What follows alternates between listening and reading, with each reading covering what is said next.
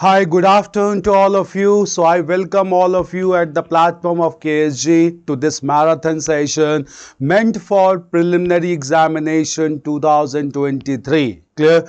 In this session, we'll be covering some important topics of prelims examination like modern Indian history, ancient and medieval India, art and culture. At the same time, we'll be also discussing about international relations like India's relationship with major powers, neighboring countries and international institutions which are important for your preliminary examination. Clear? So looking into the relative importance of the topics as mentioned in UPSC examination, we'll be starting first of all with modern Indian history, as large number of questions are asked from modern Indian history. Every year almost we get 7 to 8 questions from modern Indian history, and we will try in this session that all those questions you get from here only. In fact, though many of you must have prepared modern Indian history, it will help you to recapitulate and revise and reinforce on important areas how to go about with this examination in the upcoming prelims on 20th of May 2023. Clear? So let us start first of all with modern Indian history, and then we will proceed with ancient medieval art and culture and international relations. Clear? Now first of all, clear, we need to understand the broad areas from where modern Indian history starts. It starts likely from the middle of the 18th century, and from here only the European powers began to establish their colonial rule over India, and that resulted into almost 200 years of colonial rule. Clear? Now first of all, we'll discuss about the beginning of modern age in India, arrival of European powers in India. Clear? Just understand. Clear? The European powers began to arrive in India by the end of the 18th century only. Clear? And when they began to arrive in India, in course of time they began to establish their political control over certain pockets of Indian territory. So first important thing that starts from here is arrival of European powers in India, and at the same time their chronology and their major role. Clear? Because with establishment of European control and establishment of the factories, questions are asked in preliminary examination if you look into the previous paper. Clear? So let us start with modern Indian history. Clear? We'll start with modern Indian history, or also known as modern India. So let us start with modern India. Start with modern India, and it starts with arrival of European companies. Understand in tabulated form so that it will help you to memorize things, recollect things in examination hall. Clear? The first European power to come to India, this European power were the Portuguese. Clear? So Portuguese were the first one to come to India. Portuguese came to India from 1498. The first person to arrive from Portuguese to India, this person was Vasco da Gama. Clear?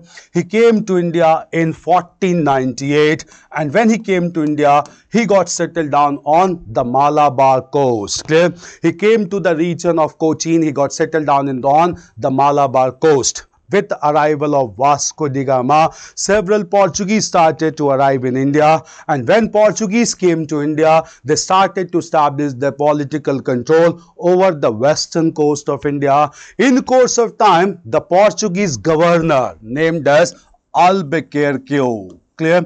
Portuguese governor Albuquerque established Goa as the trading headquarter of the Portuguese in the year 1510, and this Goa was acquired by Albuquerque from adjoining rulers known as the Bijapuri Sultan. Clear? So from Bijapuri Sultan, Albuquerque took the region of Goa in 1510, in which he was supported by Vijayanagar ruler Krishna Dev Raya. Clear? So Portuguese were supported by the ruler of Vijayanagar kingdom, Krishnadevaraya, and with support of Krishnadevaraya, they acquired the region of Goa from Bijapuri nobles and established Goa as trading headquarter in 1510. Look into the last year paper only in prelims. They have asked that Portuguese established their trading headquarter Goa from Bijapuri rulers. This was a statement asked in preliminary examination 2022. So you get questions with establishment of European control over Indian territory.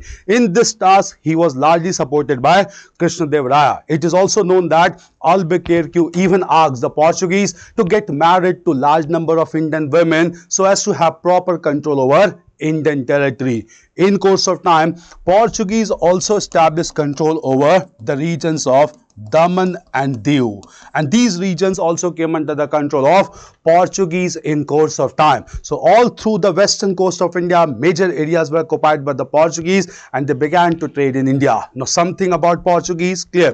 First of all, Portuguese were the first Europeans to introduce the concept of force in Indian trade. They began to issue certain certificates whereby these certificates ensured the safety of the ships of other warriors and traders as well.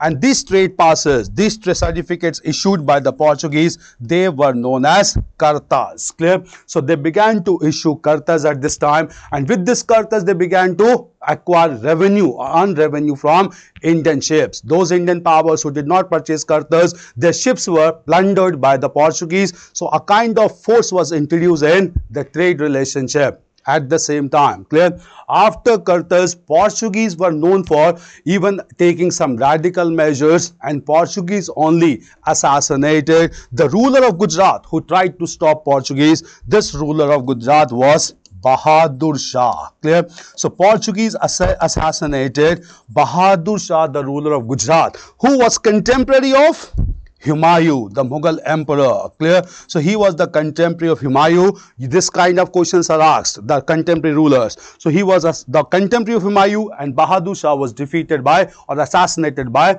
the Portuguese. Clear? Bahadur Shah not only retained Gujarat but even maintained control over the central part of Malwa as well. Remember these informations. Clear? So Portuguese started to assert themselves very strongly in the western part of India, and at the same time Portuguese maintained healthy relationship with Krishnadevaraya. Clear? In fact, Portuguese only provided gunpowder to Krishnadevaraya. Portuguese only introduced potatoes in India. Portuguese only promoted large sophisticated weapons in India. All these were contributions of Portuguese in India. Clear? Even though Portuguese were the first European power to come to India, at the same time Portuguese could not retain the control over parts of India for long. Clear? The reason is that Portuguese even acquired a small island at that time. This small island was the island of Bombay. Even though Bombay was acquired, but Portuguese did not retain Bombay. Clear? Rather, Bombay was given by the Portuguese as a dowry prize to British Prince Charles II, who married a Portuguese princess, Catherine of Braganza. This was surrendered in 1662. So in 1662, Bombay was given by the Portuguese to the British Prince Charles II as a dowry prize, and in turn British Prince Charles II, clear, British surrendered this region of Bombay to British East India Company. So British India Company acquired the control of Bombay indirectly from the Portuguese. Moreover, why Portuguese could not retain control? Because initially when era of geographical discovery was started in Europe, the lead was taken by Spain and Portugal, and Spain and Portugal decided to divide the whole world among themselves. When they decided to divide the whole world among themselves, they decided that eastern part of the world will be under the control of Portuguese, the western part of the world will be under the control of Spain. Clear? But by the end of 16th century, exactly in 1598, Portuguese were defeated by the Spanish people, and from 1598 the Portuguese hold over the eastern part of the world started to weaken up, and just because of the weakening of the Portuguese control on the eastern world, it affected the Portuguese control even on India as well. Clear? So all these developments took place with related to Portuguese. One last thing to be remembered is Portuguese were the first European power to come to India, and Portuguese were the last European power to leave India. Portuguese left Indian territory finally in 1961 when armed action was taken by government of India known as Operation Vijay. Clear? So obviously we'll discuss in post-independent era that Portuguese finally left Indian territory in 1961 and they were the first one to arrive in India. These informations related to Portuguese must be there with you. Clear? Now after Portuguese, the next European power to come to India, this next European power were the traders of Netherlands or Holland.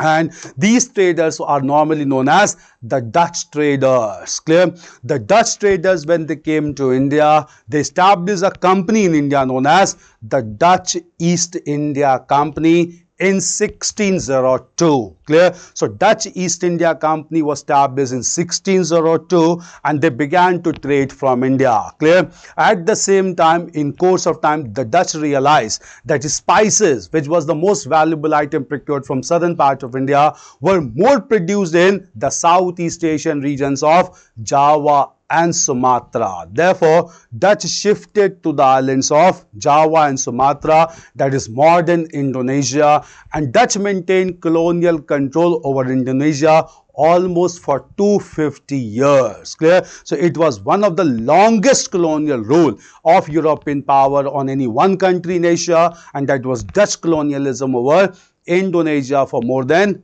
250 years. So Portuguese were followed by the Dutch. Clear? So Dutch came to India.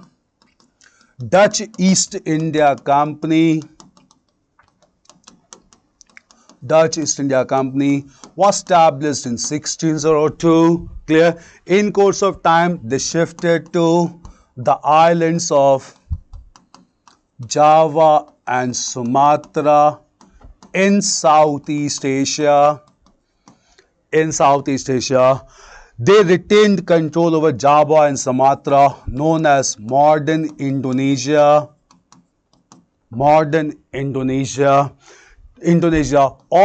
for 250 years. Clear? At the same time, clear, Dutch also established control over some parts of Bengal, and Dutch were finally defeated in the Battle of Bidera in Bengal.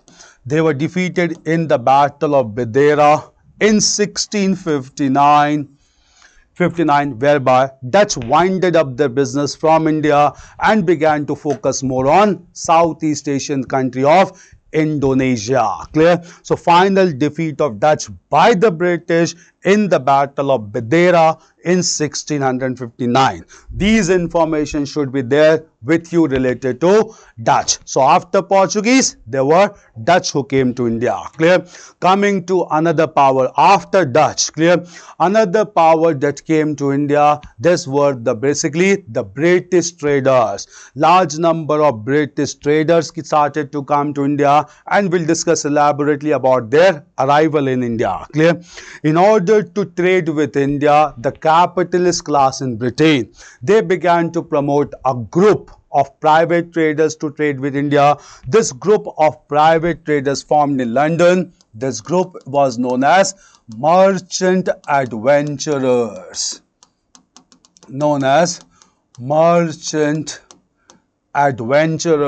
Which was formed in 1599. Merchant adventurers formed in 1599. Clear? In 99. In order to trade with India, these merchant adventurers began to be provided with necessary financial resource by a group of private investors in London. This group of private investors in London came to be known as the court of the stakeholders of this group. And British monarch Queen Elizabeth on 31st of December 1600. Clear? With this formal permission, all the members of merchant adventurers began to come to India. Upon their arrival in India, they came to be known as,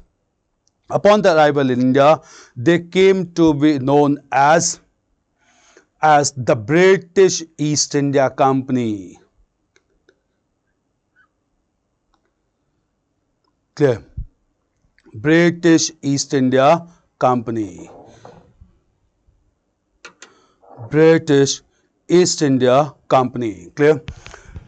British East India Company. See, I'm getting some questions. Sir, please be slow. Please be bilingual.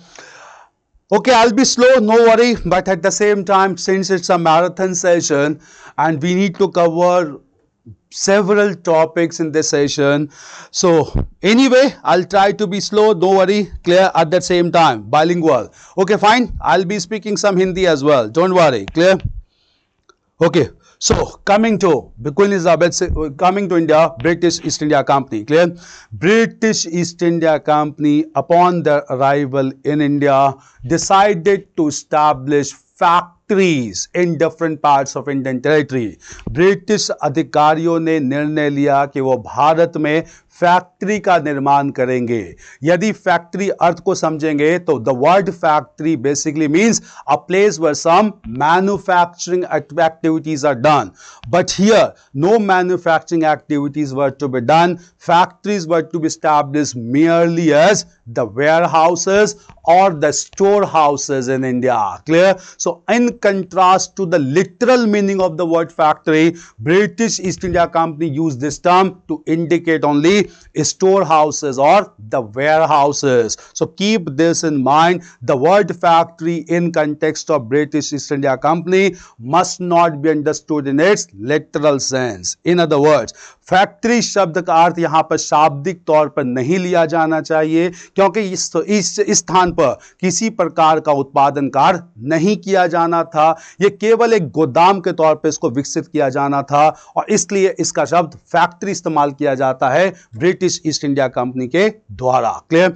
जब यह निर्णय लिया जाता है, when British East India Company took this decision, British authority decided to take permission from the ruling Mughal monarch. At this time, when British were coming in the beginning of 17th century, the ruling Mughal monarch was Jahangir. Clear? Jahangir was the Mughal emperor from 1605 to 1627. And since Jahangir was the most important authority in India, British East India Company deputed the first officer to Jahangir's court. The first officer who came to Jahangir's court, this person was named as Captain Hawkins. He came to Jahangir's court in 1609 to seek permission to establish factories, storehouses in India. Clear? They took the decision to establish the first factory at Surat. First factory at Surat, which was a very important port city on the western coast of India.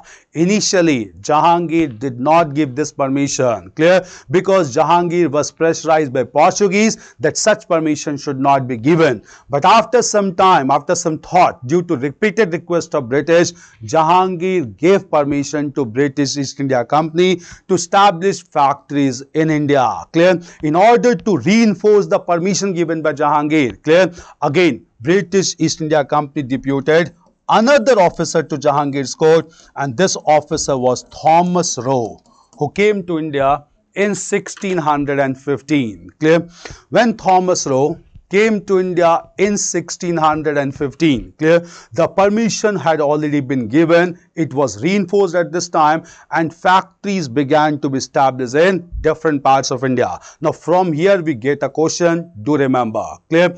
The first factory was established temporarily, not at Surat. The first factory was established temporarily at a place known as Masulipatnam in 1611. Clear? So first factory was established at Masulipatnam in 1611, and the first permanent factory was established at Surat in 1613. Clear? So first factory temporarily was established at Masulipatanam in 1611 in South India. The first factory permanently was established at Surat in 1613. Thereafter, British East India Company began to establish factories in different parts of India. Clear? In course of time in between, one another European power came to India, and these European powers were the powers of Denmark, or the traders of Denmark also came to India, also known as the Danish traders. Clear? But they remained only for a few years in India, and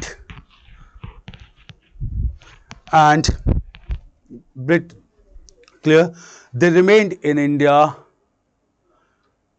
only for a brief time and established factories only at two places. These two places were Serampore and the another place being known as Tranquebar.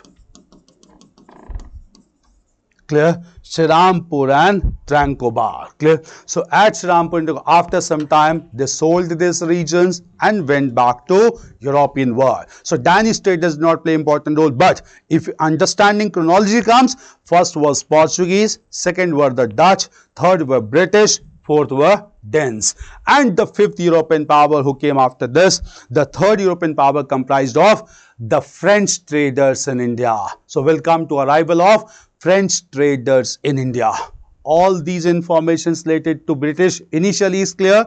They came to India. I'll keep on repeating also to recollect, to revise. They came to India as private traders known as merchant adventurers. They got converted in India into British East India Company. At the same time, they were financed by court of directors in London who were private investors. So most important thing to be understood is this trade was a purely private trade, nothing to do with British government. मैं हिंदी में इसको repeat करूंगा, यह व्यापार पूर्ण रूप से एक निजी व्यापार था. इस व्यापार से ब्रिटिश सरकार या ब्रिटिश सदन का कोई लेना देना नहीं था. Clear? I'll repeat once again, it's very important to understand. This trade which was established by British traders was a purely private trade. At the same time, it had nothing to do with British government और parliament को कोई भी सरकारी हस्तक्षेप नहीं था, कोई भी सरकारी निरीक्षण नहीं था, और यह पूर्ण रूप से एक निजी व्यापार के तौर पर किया जा रहा था.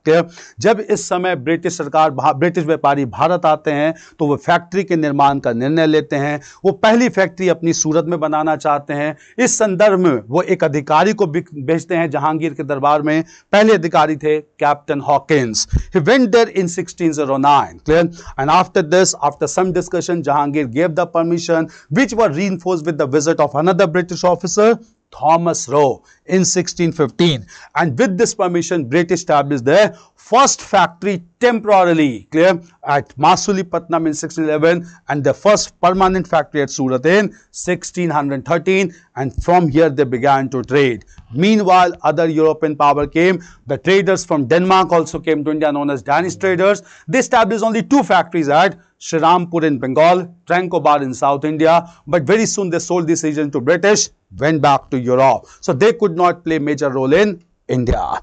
The next European power to come to India were the French traders. इस समय आपको क्रमबद्ध तरीके से समझ में आ गया होगा.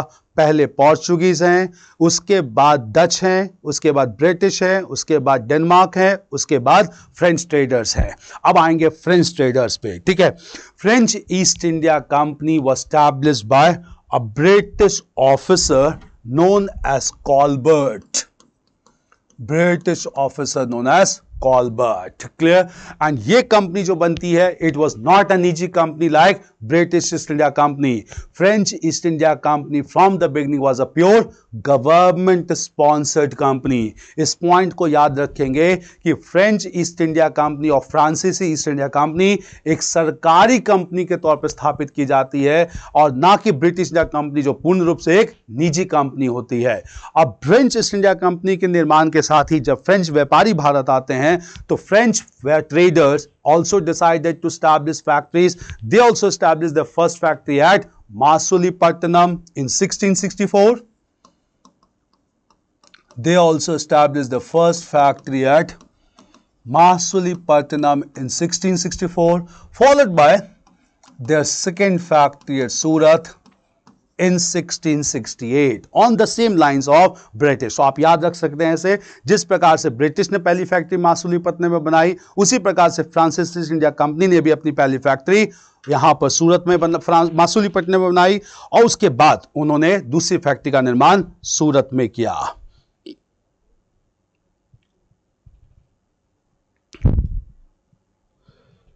सूरत में क्या, clear? Okay, I have a mix of Hindi English, don't worry about it, clear?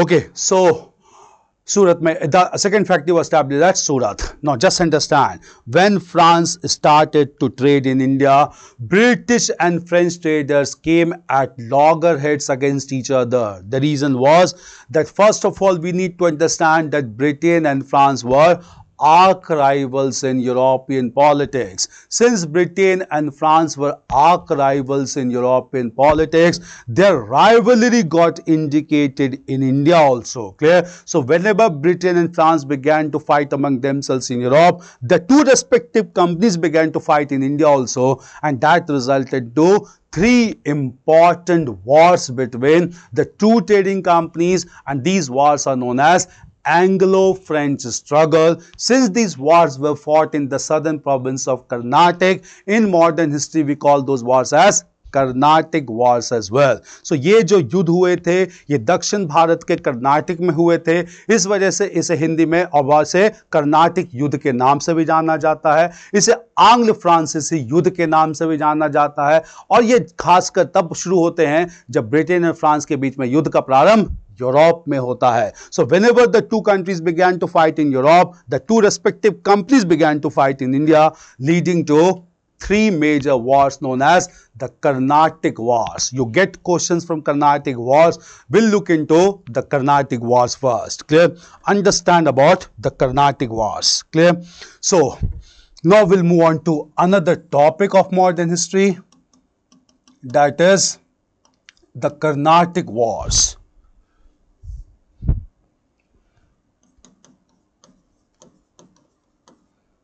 also known as the three Anglo-French Wars, Carnatic Wars. Clear? Now first of all, beginning of this wars, clear? See, the first Carnatic War or the Anglo-French War started purely as a European phenomena. Why European phenomena? Britain and France began to fight against each other in Europe. Clear? And they began to fight against each other in Europe in 1740 due to Austrian War of Succession. So two major European powers began to fight against each other in the Austrian War of Succession. This which started in the year 1740. Clear? As after some time when this war started to take place in Europe, the two respective companies also began to fight in India, and these two respective companies began to fight from 1746, leading to the first Carnatic War. So the first Carnatic War started in 1746 and continued till 1748. Clear? So first Carnatic War was not because of Indian condition, it was because of European conditions.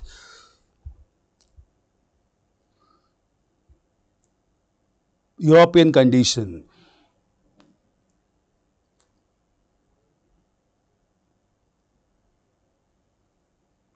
Clear? Okay, I'll speak sometimes Hindi, don't worry about it, but I'll explain everything in English only, don't worry about it. Clear? So try to just understand English. I'll just repeat them in Hindi. I will not explain that in Hindi, don't worry about it. Clear?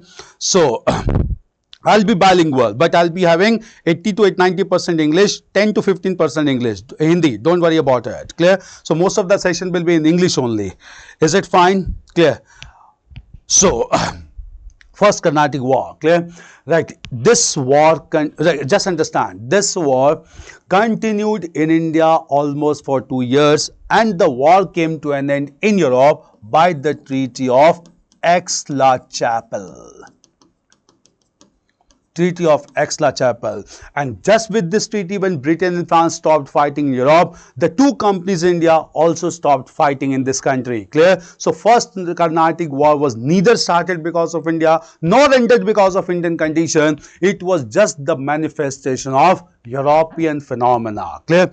However, the second Carnatic War was started in India due to conditions within Indian territory. So this is the only Carnatic War which was fought because of conditions within India. This war continued from 1748 to 1754. Clear? So we'll look into this war 1748 to 1754. Now what was this war? Clear? At this time when this war took place, French East India Company was under the command of a great officer known as Lord Duplex. Clear? He was a great officer, a great diplomat, and understood the scenario very well. Clear? Lord Duplex started to assert French supremacy in India, and in 1748 what he did was, clear? In 1748, the ruler of a large province in South India, Hyderabad, died. This ruler was Muhammad Quli Qutub Shah. In fact, he was the person was Nizam-ul-Mulk Asaf Jah. Nizam-ul-Mulk Asaf Jah was the founder of Hyderabad in 1724, and he died in 1748. After the death of Nizam-ul-Mulk Asaf Jah, dispute began among his son and grandson known as Muzaffar Jung and Nasir Jung. Duplex decided to support the claim of Nasir Jung for the throne of Hyderabad. At the same time, within Hyderabad there was a large province of Carnatic, clear, where the battle was being fought. In Carnatic also, the ruler of Carnatic, Dost Ali, died. And when the ruler of Carnatic, Dost Ali, died, there also conflict took place among two members of the family, Nawab Anwaruddin and Chanda Sahib. Clear? In this politically volatile situation, Duplex decided to support the claim of Nasir Jung for the throne of Hyderabad and Chanda Sahib for the throne of Carnatic. He succeeded in this scheme completely, and Duplex was able to place Chanda Sahib on Carnatic throne and at the same time Nasir Jung on the throne of Hyderabad. This led to huge victory for Duplex. After some time, Nasir Jung died, and therefore the deputy of Lord Duplex, known as Bussi, he placed another person on the throne of Hyderabad, and this person was known as Salabat Jung. And when Salabat Jung came to power, Salabat Jung gave some important areas to French East India Company. These areas were Mustafanagar, Illore, Rajamundry and Shikakol. All these areas combined together is known as Northern Sarkar. Clear? So the large region of Northern Sarkar, comprising of four regions of Mustafanagar, Illore, Rajamundry and Shikakol, were given to the French. Clear? Duplex was at the height of his popularity at this time because he acquired large areas in Hyderabad and he had control even over Carnatic as well. Clear? But all these developments were being closely monitored by British East India Company. They were the arch rivals of French, and on behalf of British East India Company, the governor at this time, British governor at this time was basically Robert Clive. Clear? Since he was the Clive and he was equally very powerful, very diplomatic in nature, Robert Clive was watching all these developments, and to challenge French supremacy, Robert Clive with large military force attacked the fort of Carnatic. He attacked the fort of Carnatic at Trichinopoli. Fort at Trichinopoli, clear? And then after taking the fort of Trichinopoli, he acquired control over Carnatic region. As soon as British established control over the Carnatic region, war started between French and British East India Company, leading to the Second Carnatic War in 1748. This war went on for 6 years, from 48 to 54. Finally, French East India Company, which was a government-sponsored company, French government at Paris took a decision that they cannot continue with this war. Rather, they decided to end this war. In order to end this war, they began to negotiate with Britain, and ultimately Britain and France concluded a treaty, and this treaty is known as Treaty of Pondicherry. Clear? As per Treaty of Pondicherry, clear, it was decided to end this war, and British demanded one thing, that Robert Clive, that Lord Duplex should be recalled back to France, because they knew till the time Lord Duplex is there in India, French position will always be very strong in India. And as per this treaty, Lord Duplex was recalled back to France, and Lord Duplex was replaced by another officer known as Godehue, who was not at all as powerful as Lord Duplex. In fact, it is accepted, clear, that Lord Duplex, clear, it is accepted that Lord Duplex was, with the part of Lord Duplex, the French fortune got highly compromised at this time. Clear? This development took place, and Second Carnatic War was because of local conditions in India. So first Carnatic War because of European phenomena, second Carnatic War because of conditions in India. Now coming to the third Carnatic War. Clear?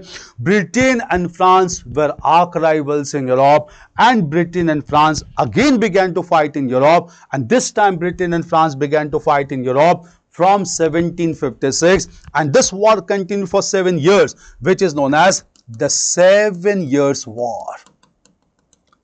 Known as the 7 Years' War, which went for 7 years from 1756 to 1763. As soon as the 7 Years' War started, clear, the two respective companies in India also began to fight, and when these two respective companies began to fight in India, by this time Robert Clive was well prepared, and British East India Company defeated the French forces decisively in the Battle of Pondicherry. This battle was fought in 1760. Clear? So in the Battle of Pondicherry, French forces were thoroughly defeated, but the war did not come to an end because still Britain and France were fighting in European continent. Clear? Finally, Britain and France ended the war in 1763 by signing the Treaty of Paris. Clear? And under the provisions of the Treaty of Paris, British and French East India Company also started to end this war. Clear? And the war came to an end in 1763. As per the terms of the Treaty of Paris, French East India Company was asked to stop all trading activities with India, but French were allowed to retain their political control over certain pockets of Indian territory. French were allowed to establish their control over regions of Chandarnagar in Bengal. French were allowed to establish their control over Pondicherry, Yanam and Karaikal on the eastern coast of India, and Mahe on the western coast of India. So even though France was prohibited to have trade relationship with India, but French East India Company was allowed to have political control over Chandarnagar in Bengal, Pondicherry, Yanam, Karaikal on the eastern coast, and Mahe on the western coast of India. This marked the complete European monopoly of British over Indian trade, as even the arch rival French had been defeated due to 3 Carnatic Wars. So even third Carnatic War was because of pure European phenomena. Just to revise, first Carnatic War and the third Carnatic War are because of European phenomena. The second Carnatic War was because of conditions within India, especially after the death of the rulers of Hyderabad and Carnatic. Clear? This is the third Carnatic War. All informations to be there. The most decisive being Battle of Pondicherry, fought in 1760. The war came to an end with Treaty of Paris. I'll revise. Clear? Repeat. First Carnatic War coming through the treaty of Aix-la-Chapelle. दूसरा द्वितीय Carnatic वार का अंत होता है treaty of Pondicherry के द्वारा 1754 में. इसके बाद ही लॉर्ड डुप्लेक्स को वापस बुला लिया जाता है और उनके स्थान पर गॉडह्यू को गवर्नर बनाया जाता है. इसके साथ देखेंगे कि थर्ड कर्नाटिक वार का प्रारंभ फिर से यूरोप के कारण होता है, जहां यूरोप में ब्रिटेन और फ्रांस के बीच में युद्ध होता है, जिसे 7 वर्षीय युद्ध 7 इयर्स वॉर कहा जाता है. इस युद्ध के दौरान ही फ्रेंच ईस्ट इंडिया कंपनी पूर्ण रूप से पॉन्डिचेरी के युद्ध में पराजित हो जाती है. हालांकि ये युद्ध औपचारिक रूप से 1763 में समाप्त किया जाता है पेरिस की संधि के द्वारा, और पेरिस की संधि के द्वारा यह निर्णय लिया जाता है कि अब यहां पर से फ्रांसीसी ईस्ट इंडिया कंपनी भारत के साथ व्यापार नहीं करेगी, परंतु फ्रांसीसी इंडिया कंपनी को यह अधिकार दिया जाता है कि कुछ क्षेत्रों पर उनका अधिकार स्थापित रहेगा राजनीतिक तौर पर। यह स्थान थे बंगाल के चंद्रनगर में, इसके अलावा पौंडीचेरी, यनम और करैकल भारत के पूर्वी क्षेत्र में, और माहे भारत के पश्चिमी तट पर। यह निर्णय लिया जाता है पेरिस की संधि के द्वारा। और इसी में समझेंगे यहां पे ये जो क्षेत्र छोड़ दिए जाते हैं फ्रांसीसी ईस्ट इंडिया कंपनी के अंतर्गत, ये क्षेत्र थे चंद्रनगौर, यह क्षेत्र थे चंद्रनगौर, क्लियर। इसके अलावा पौंडीचेरी, यनम, कराईकल एंड माहे। ठीक है, यहां पर समझ लीजिए चंद्रनगर को बंगाल प्रांत में सम्मिलित कर दिया जाता है, और ये तीन क्षेत्र थे ईस्टर्न कोस्ट पे,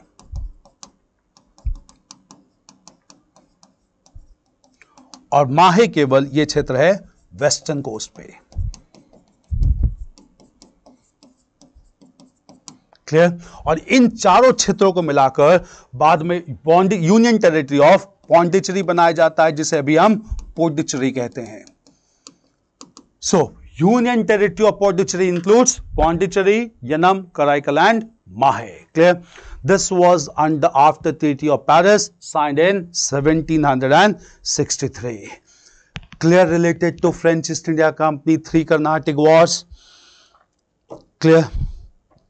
Yeah, I'm explaining only in Hindi. Class will be in English only. Don't worry. Is it fine?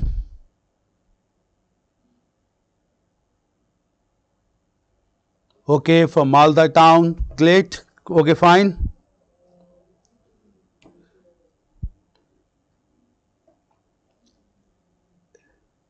Vishal is there. Okay, fine. Clear.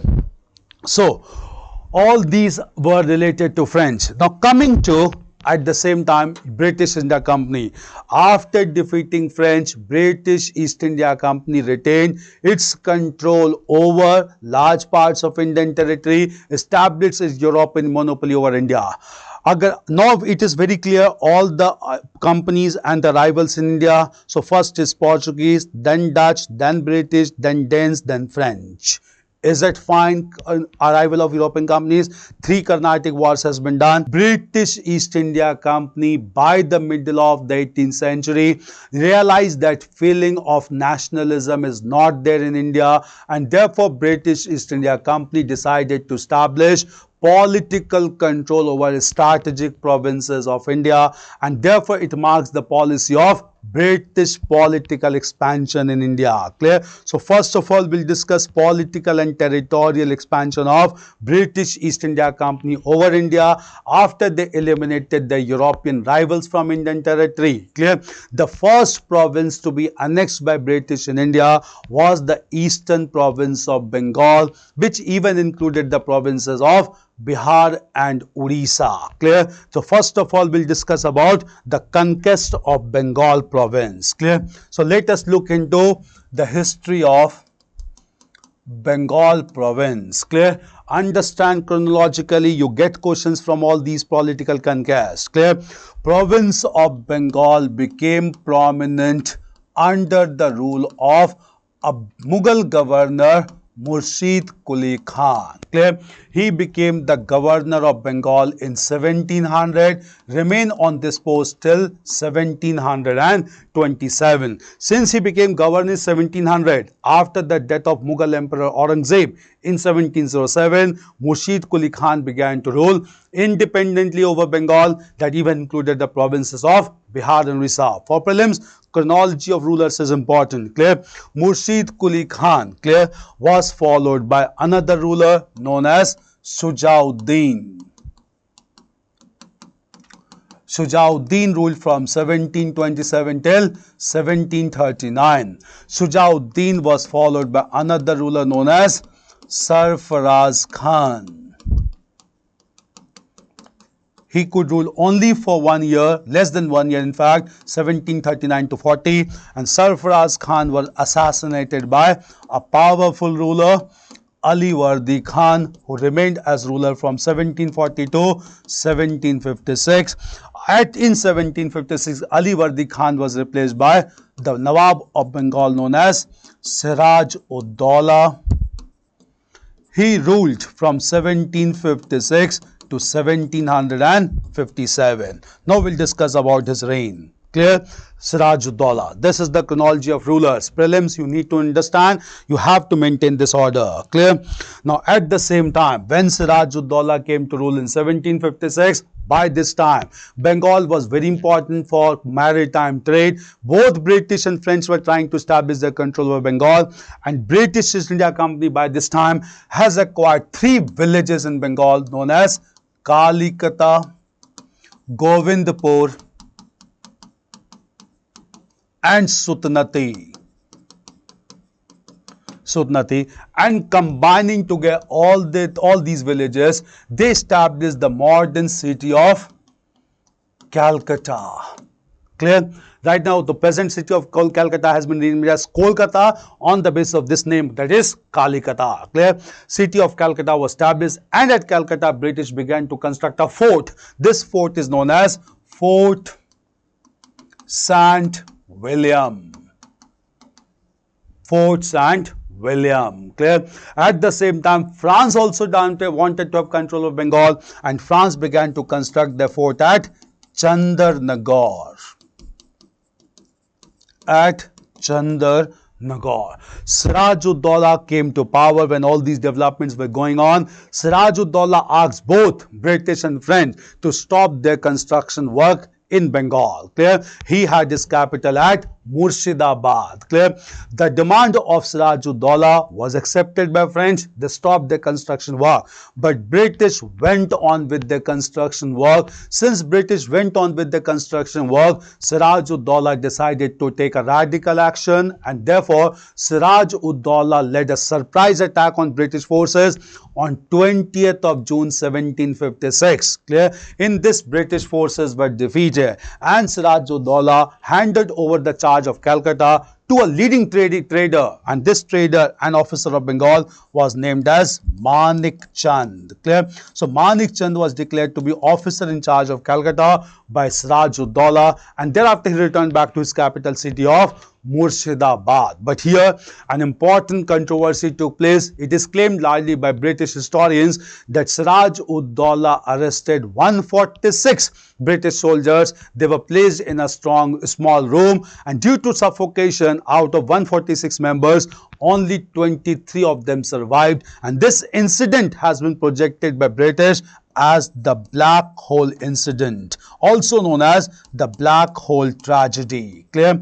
This tragedy was projected by British authority largely to malign, to tarnish the image of Siraj-ud-Daulah. And after this, clear, when this tragedy was highlighted by British, they began to play the role of divide and rule. And in order to play the game of divide and rule at this time, clear, Robert Clive, the British governor at this time, began to negotiate with leading officers of Bengal. And Robert Clive negotiated with none other than the commander-in-chief of Bengal Army, Mir Jafar. He also coordinated with Rai Durlab, Jagat Seth, the leading trader, and even officer in charge of Calcutta, Manik Chand. Clear? Since feeling of patriotism was not very strong in India, all these officers shifted the loyalty, and after taking these officers into confidence, Robert Clive challenged Siraj-ud-Daulah.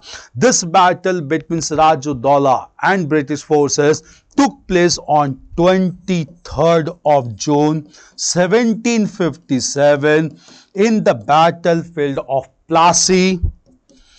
On the banks of river Bhagirathi,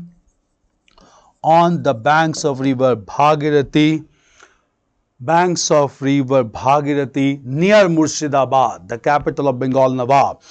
In this battle, the commander-in-chief, Mir Jafar, did not participate. That easily led to the defeat of Bengal forces. Thereafter, Siraj-ud-Daulah was forced to step down, and when Siraj-ud-Daulah stepped down from the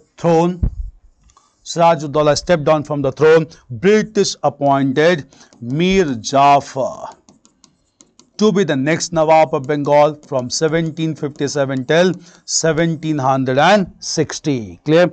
At this time when Mir Jafar came to power, terms were dictated on Mir Jafar. Among those terms, the most controversial was British made it clear they want cash prizes as gifts from Bengal Nawab, and Mir Jafar accepted the provision that he will provide cash prizes as gifts to British officers in India. At the same time, British officers were not supposed to pay any tax, and to ensure this liberty of not paying tax, they were to be given certain trade passes or certificates. These certificates came to be known as Dastaks. Clear? Dastaks. With all these conditions accepted by Mir Jafar, he began to rule. But very soon Mir Jafar realized, clear? Mir Jafar realized that amount of cash prizes demanded by British is much more, which is not possible to be paid. And therefore Mir Jafar began to retaliate. British asked him to step down. Mir Jafar stepped down in 1760 to be replaced by his son-in-law known as Mir Kazim. And Mir Kazim remained on the throne of Bengal from 1760 to 1763. Mir Kazim tried to prevent the misuse of dastaks, because British not only used these dastaks for their own exemption, they began to sell this dastak even to Indian traders as well. And therefore Mir Kazim decided to abolish all forms of taxes in Bengal. Clear? Since Mir Kazim decided to oppose all forms of taxes in Bengal,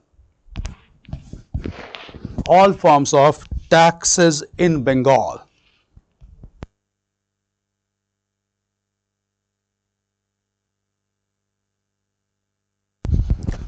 so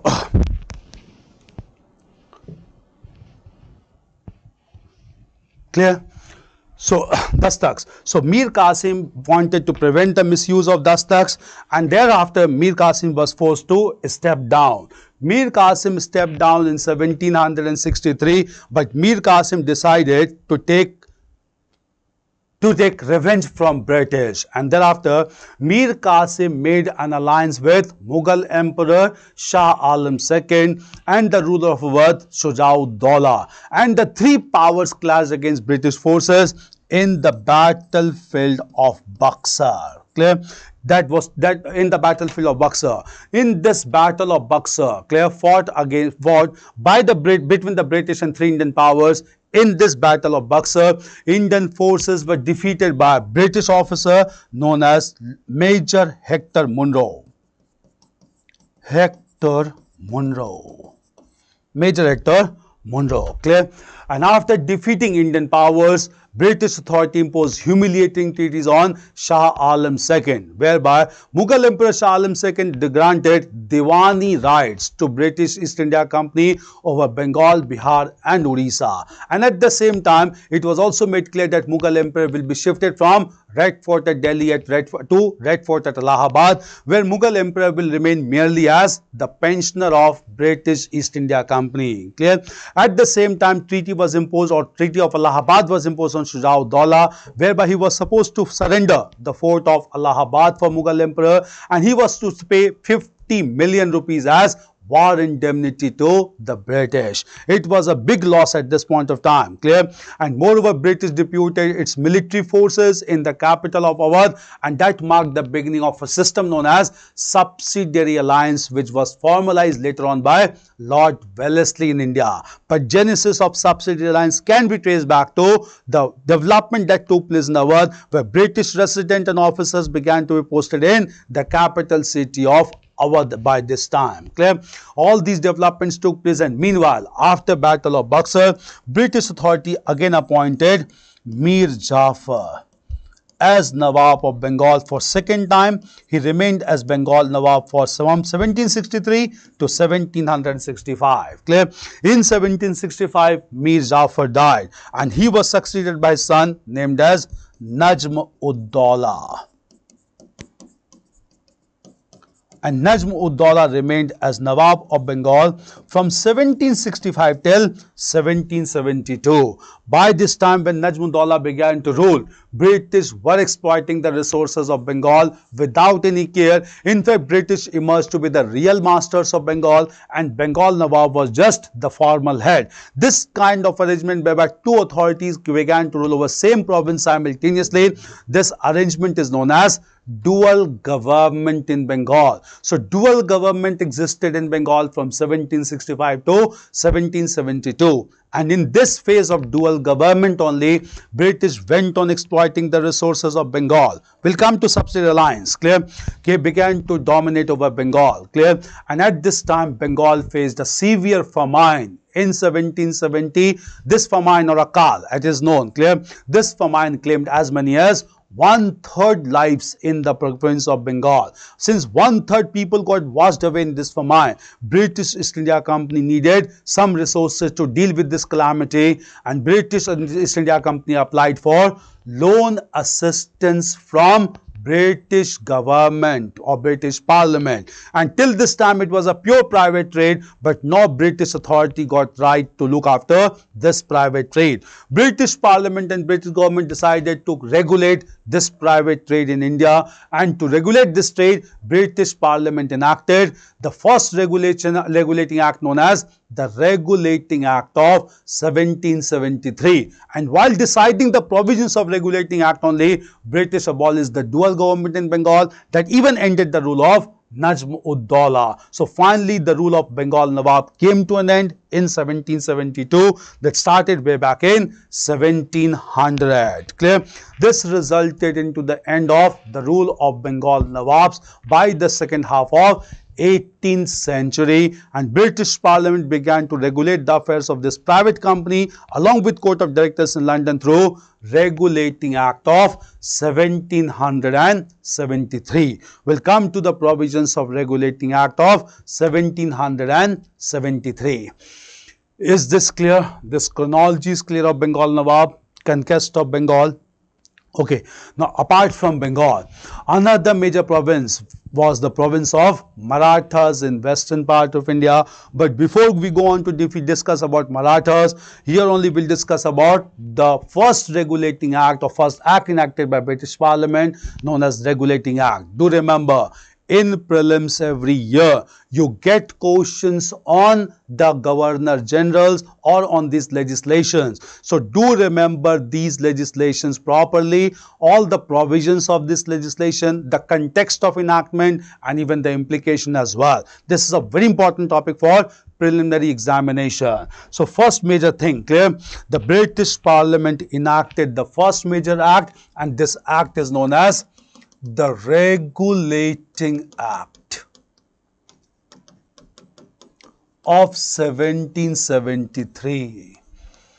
There will be one question, I am speaking with all confidence, there will be one question in your preliminary examination on these legislations, starting with the Regulating Act of 1773 till the Government of India Act 1935. Take my words, with all confidence I am telling you, there will be one question at least in your examination prelim paper from these legislations, starting with the Regulating Act of 1773 till the Government of India Act 1935. Clear? So first of all I'll let you know, clear? मैं फिर से हिंदी में भी समझा दूं, इन सारे अधिनियमों पर सवाल आपसे पूछे जाते हैं। इस बार भी प्रीलिम्स में आप देखेंगे एक सवाल कम से कम आपको एग्जाम में पूछा जाएगा इन सारे अधिनियमों से, किसी में एक अधिनियम से।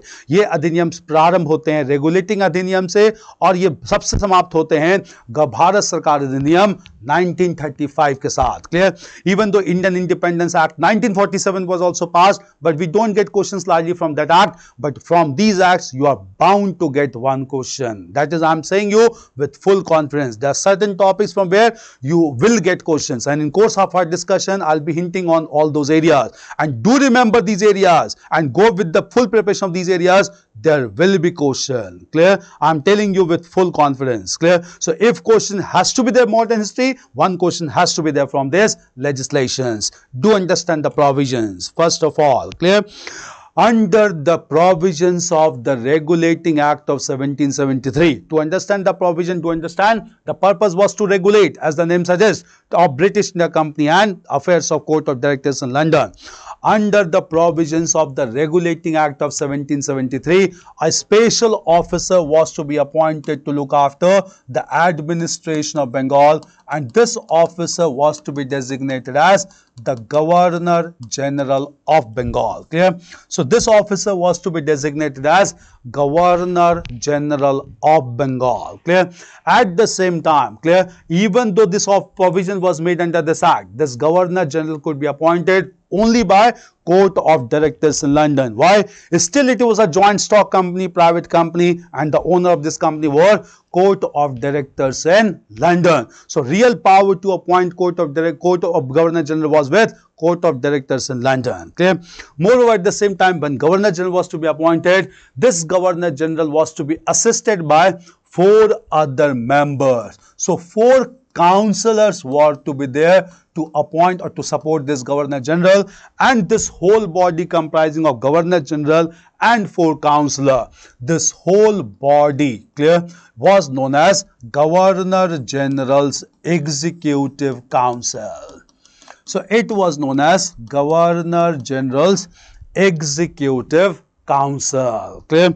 This Executive Council was the major decision-making body in Bengal, and the Executive Council comprising of 4 councils was to enact legislations as well as implement legislations. Clear? All these legislations were to be implemented based on the principle of majority consensus. On the basis of the majority consensus. Clear? That is, majority of the council were supposed to support the proposal to get it passed. Clear? Governor General initially was to remain neutral, was not supposed to express his opinion, but this was to pass by 4 councillors. So if 3 councillors supported the proposal, it could be passed. If 1 councillor supported the proposal, it marked the end of proposal there. But in case of equally divided opinion among councillors, this proposal or this was to be resolved through Governor General. So Governor General was given a special power known as the power of casting vote, whereby through the power of casting vote, clear, Governor General could get either the proposal passed or rejected. This concept of casting vote still retained in our parliamentary system, which has been borrowed from Regulating Act of 1773. Clear? At the same time, the Regulating Act of 1773 provided for establishment of a Supreme Court to try cases concerned with British nationals in Bengal, and this resulted into establishment of the Supreme Court at Calcutta in 1774 with Elijah MP as the first Chief Justice of India. With Elijah MP as the first Chief Justice of India. This was another provision of Regulating Act. Moreover, under the provisions of the Regulating Act, it was made clear that the numerical strength of the Court of Directors in London cannot exceed beyond 24. So the numerical strength of the Court of Directors was not supposed to exceed beyond 24 as per Regulating Act of 1773. Sir, they have legislative power also? Yeah, the Executive Council at this time had legislative power also, because we didn't have any separate legislature. Clear? Kaushik Shaha. Clear? So 24 was to be the numerical strength of the Court of Directors in London. All these provisions were enacted under the first legislation known as the Regulating Act of 1773. Since it provided for the appointment of Governor General of Bengal, from here all major decisions in India began to be taken by Governor Generals of Bengal, and later on the Governor General of Bengal came to be known as Governor Generals of India. Now just understand one thing, since most decisions were taken by Governor General India only, we need to have the list of Governor General. Why? Clear? Many of the questions in prelims you will be able to solve with the list of Governor Generals only, because normally they'll give you some events and they will give you list of Governor Generals to match. Clear? Moreover, they can also give you certain events and they ask you who was the Governor General at this time. Clear? So you need to have the list of Governor with tenures so that you can correlate major developments of modern history, and few questions can be corrected with the list only. Clear? So certain amount of memorization understanding is required, and this can be done with this list. So we'll have the list of Governor General of Bengal followed by the Governor General of India. Clear? Now just understand about this list. Clear? Coming to the list, first of all we'll have the list of Governor General of Bengal. Governor General of Bengal. Clear? Now the first Governor General of Bengal was Warren Hastings. Now, here I'll ask you, clear, that have this list with you. Again, I am saying many questions can be corrected with this list only. Clear? These are some tricks to be followed in modern history. Clear? So the first Governor General was Warren Hastings. He was Governor General from 1773 when Regulating Act came into being till 1785. Second Governor General was Lord Cornwallis. Governor General was Lord Cornwallis. Lord Cornwallis. He was Governor General from 1785 to 1793. Third Governor General was Sir John Shore. 1793 to 1798. Then fourth is Lord Wellesley.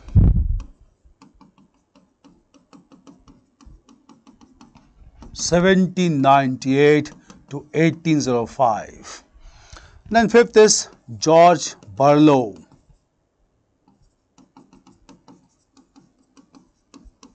Acting Governor General only for 2 years, 1805 to 1807. Then we have Lord Minto, 1807 to 1813. Then we have Lord Hastings, very important, 1813 to 1823, for 10 years. He is associated with British paramountcy. Then we have Lord Amherst, 1823 to 1828. And ninth and the last Governor General of Bengal was Lord William Bentinck. He was Governor General from 1828 till 1833. List of Governor General of Bengal. Governor General of Bengal. Have this list. It helps a lot in solving many questions. Clear? Many questions. Clear?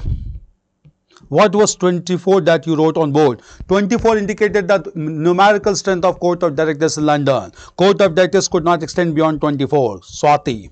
Clear? Not more than 24 in number. Clear? Okay, so Governor of Bengal, do understand, in the year 1833 will come, the British Parliament enacted another act for India known as the Charter Act of 1833. And under the provisions of the Charter Act of 1833, the Governor General of Bengal was given the charge to look after Bombay and Madras provinces as well, which came under British control. Since additional charge to look after Bombay and Madras was given to Governor General of Bengal, his post was enhanced from Governor General of Bengal to Governor General of India. So from 1833, he came to be known as Governor General of India. So from here, we'll have the list of Governor General of India. So Governor General of India. Governor General of India. The first Governor General would be Lord William Bentinck. So Lord William Bentinck became the last Governor General of Bengal. He also proved to be the first Governor General of India with additional charge to look after Bombay and Madras. So do remember, he was the last Governor General of Bengal and at the same time first Governor General of India. He was there in India. So first Governor General was Lord William Bentinck. He was the Governor General from 1833 to 1835. Second Governor General of India was Lord Auckland.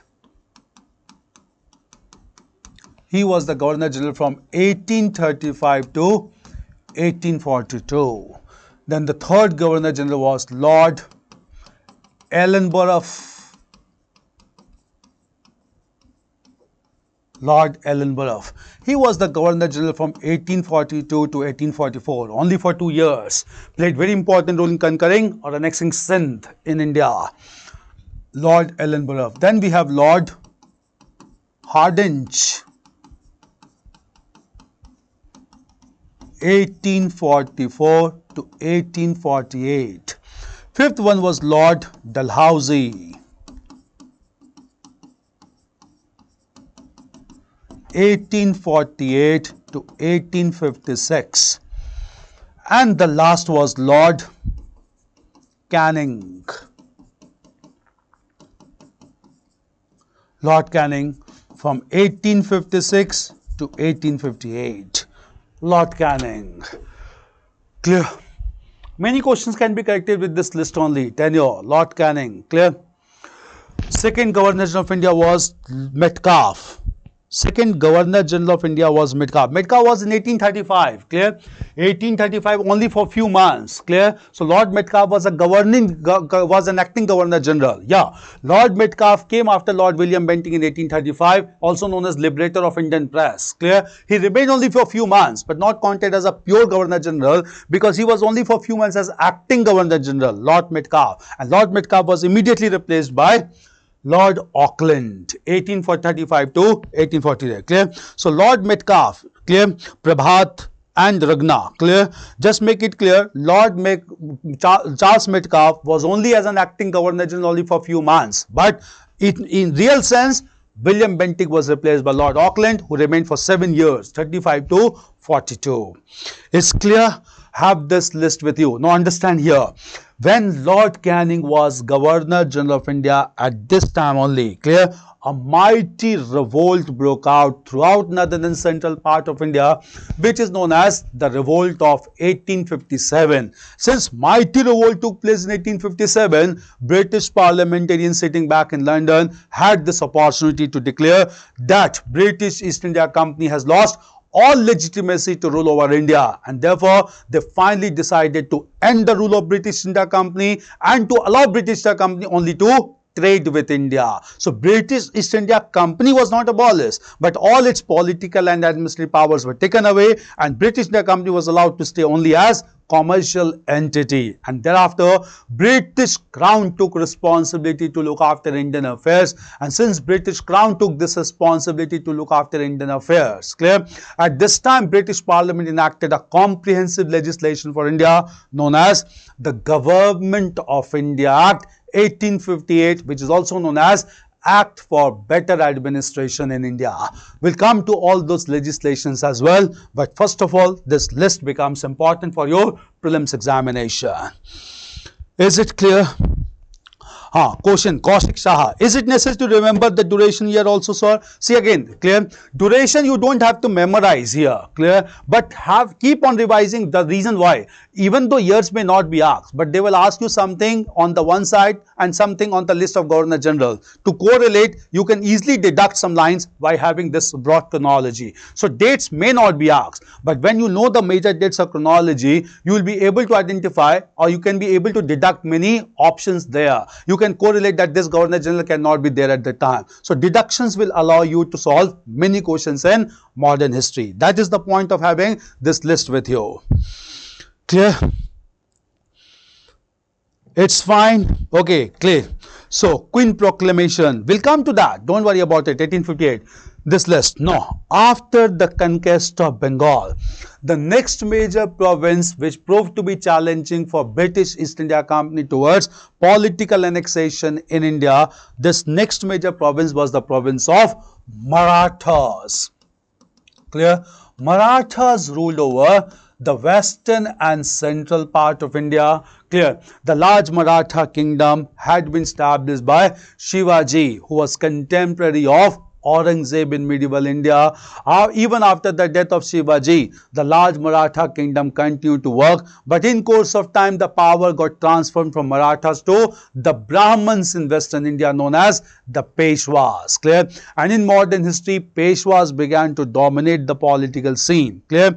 And the first Peshwa was Balaji Vishwanath. Clear? So from modern India, the rule of Marathas got replaced by the rule of Peshwa, also known as phase of Peshwa domination. Marathas were not Brahmins, but Peshwas were pure Brahmins belonging to Kon Kanast Brahmin family. Clear? Just understand the chronology. In modern India from 18th century, the large Maratha kingdom began to be dominated by the Peshwas. These Peshwas were pure Brahmins in the region of Deccan. The first Peshwa of Maratha kingdom was a great person known as Balaji Vishwanath. He remained to be Peshwa from 1713 till 1720. Balaji Vishwanath. He also provided support to Sayyid brothers, that is kingmakers in Mughal politics, and thereafter Marathas realized they can replace Mughals also in India. And in fact, Marathas were the only power who could replace Mughals in India. After Balaji Vishwanath, clear, the second Peshwa was his son Baji Rao first. He was Peshwa from 1720 to 1740. Baji Rao first was a great guerrilla warrior after Shivaji, and with this strategy, Baji Rao first annexed the large regions of Malwa, Bundelkhand and Gujarat. So Marathas got considerably expanded with expansion towards Malwa, Bundelkhand and Gujarat. Baji Rao first also defeated the Portuguese on the island of Salsette near Bombay in 1733.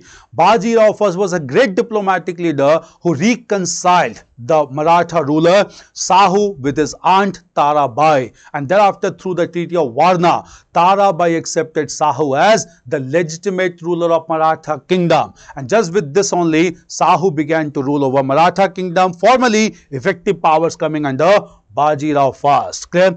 Baji Rao first died in 1740 and was succeeded by the third Peshwa known as Balaji Baji Rao. He was the Peshwa from 1740 to 1761. And when Balaji Baji Rao was the Peshwa, here only there was a very important change that took place, and this change was that at this time, clear, Balaji Baji Rao and the former Maratha head Sahu concluded Sangola Agreement.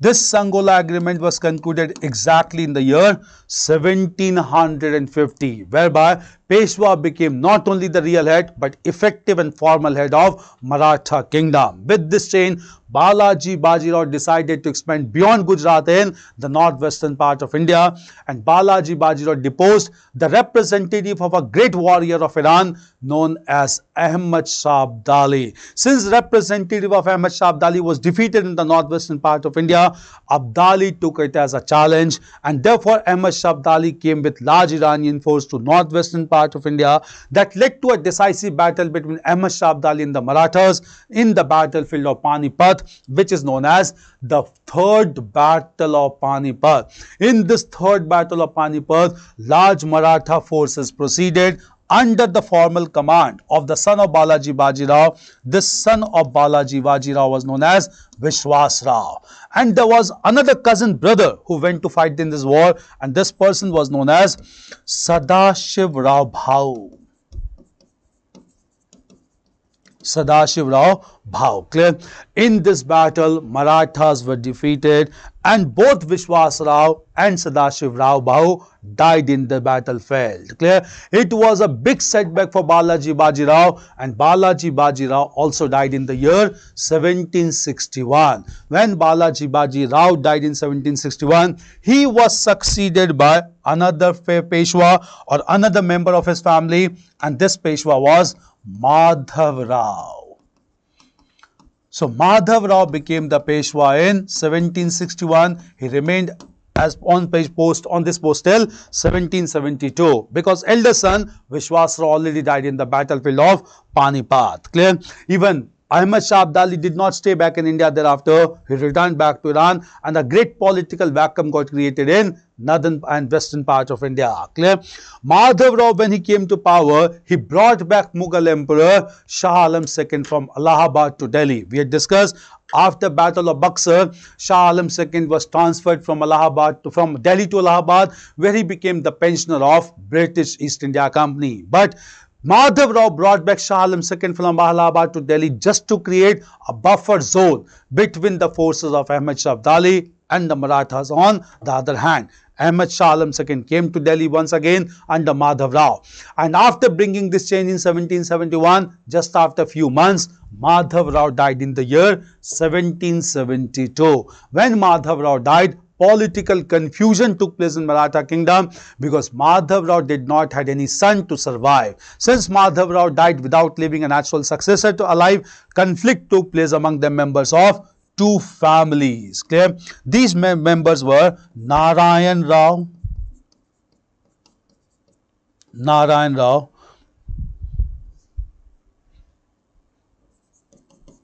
who was the younger brother of Madhav Rao. Clear? And another conflict took place against, another person of the same family known as Raghunath Rao, who was the younger brother of Balaji Bajirao. In other words, Raghunath Rao was the uncle of Narayan Rao. So conflict took place between Narayan Rao, younger brother of Madhav Rao, Raghunath Rao, younger brother of Balaji Bajirao. In this conflict, clear, Narayan Rao became the ruler of Maratha kingdom with support of Maratha soldiers. But due to internal conspiracy, Narayan Rao died. Clear? And as soon as Narayan Rao died, Raghunath Rao realized he can become Peshwa. But even at this critical time, even though Narayan Rao died, his wife, who was already pregnant, gave birth to a son. This son born to Narayan Rao, that is also known as posthumous son. A son is born after the death of his father. This posthumous son was named as Savai Madhav Rao. And all Maratha soldiers declared Savai Madhav Rao, the newly born child, to be the next Maratha ruler.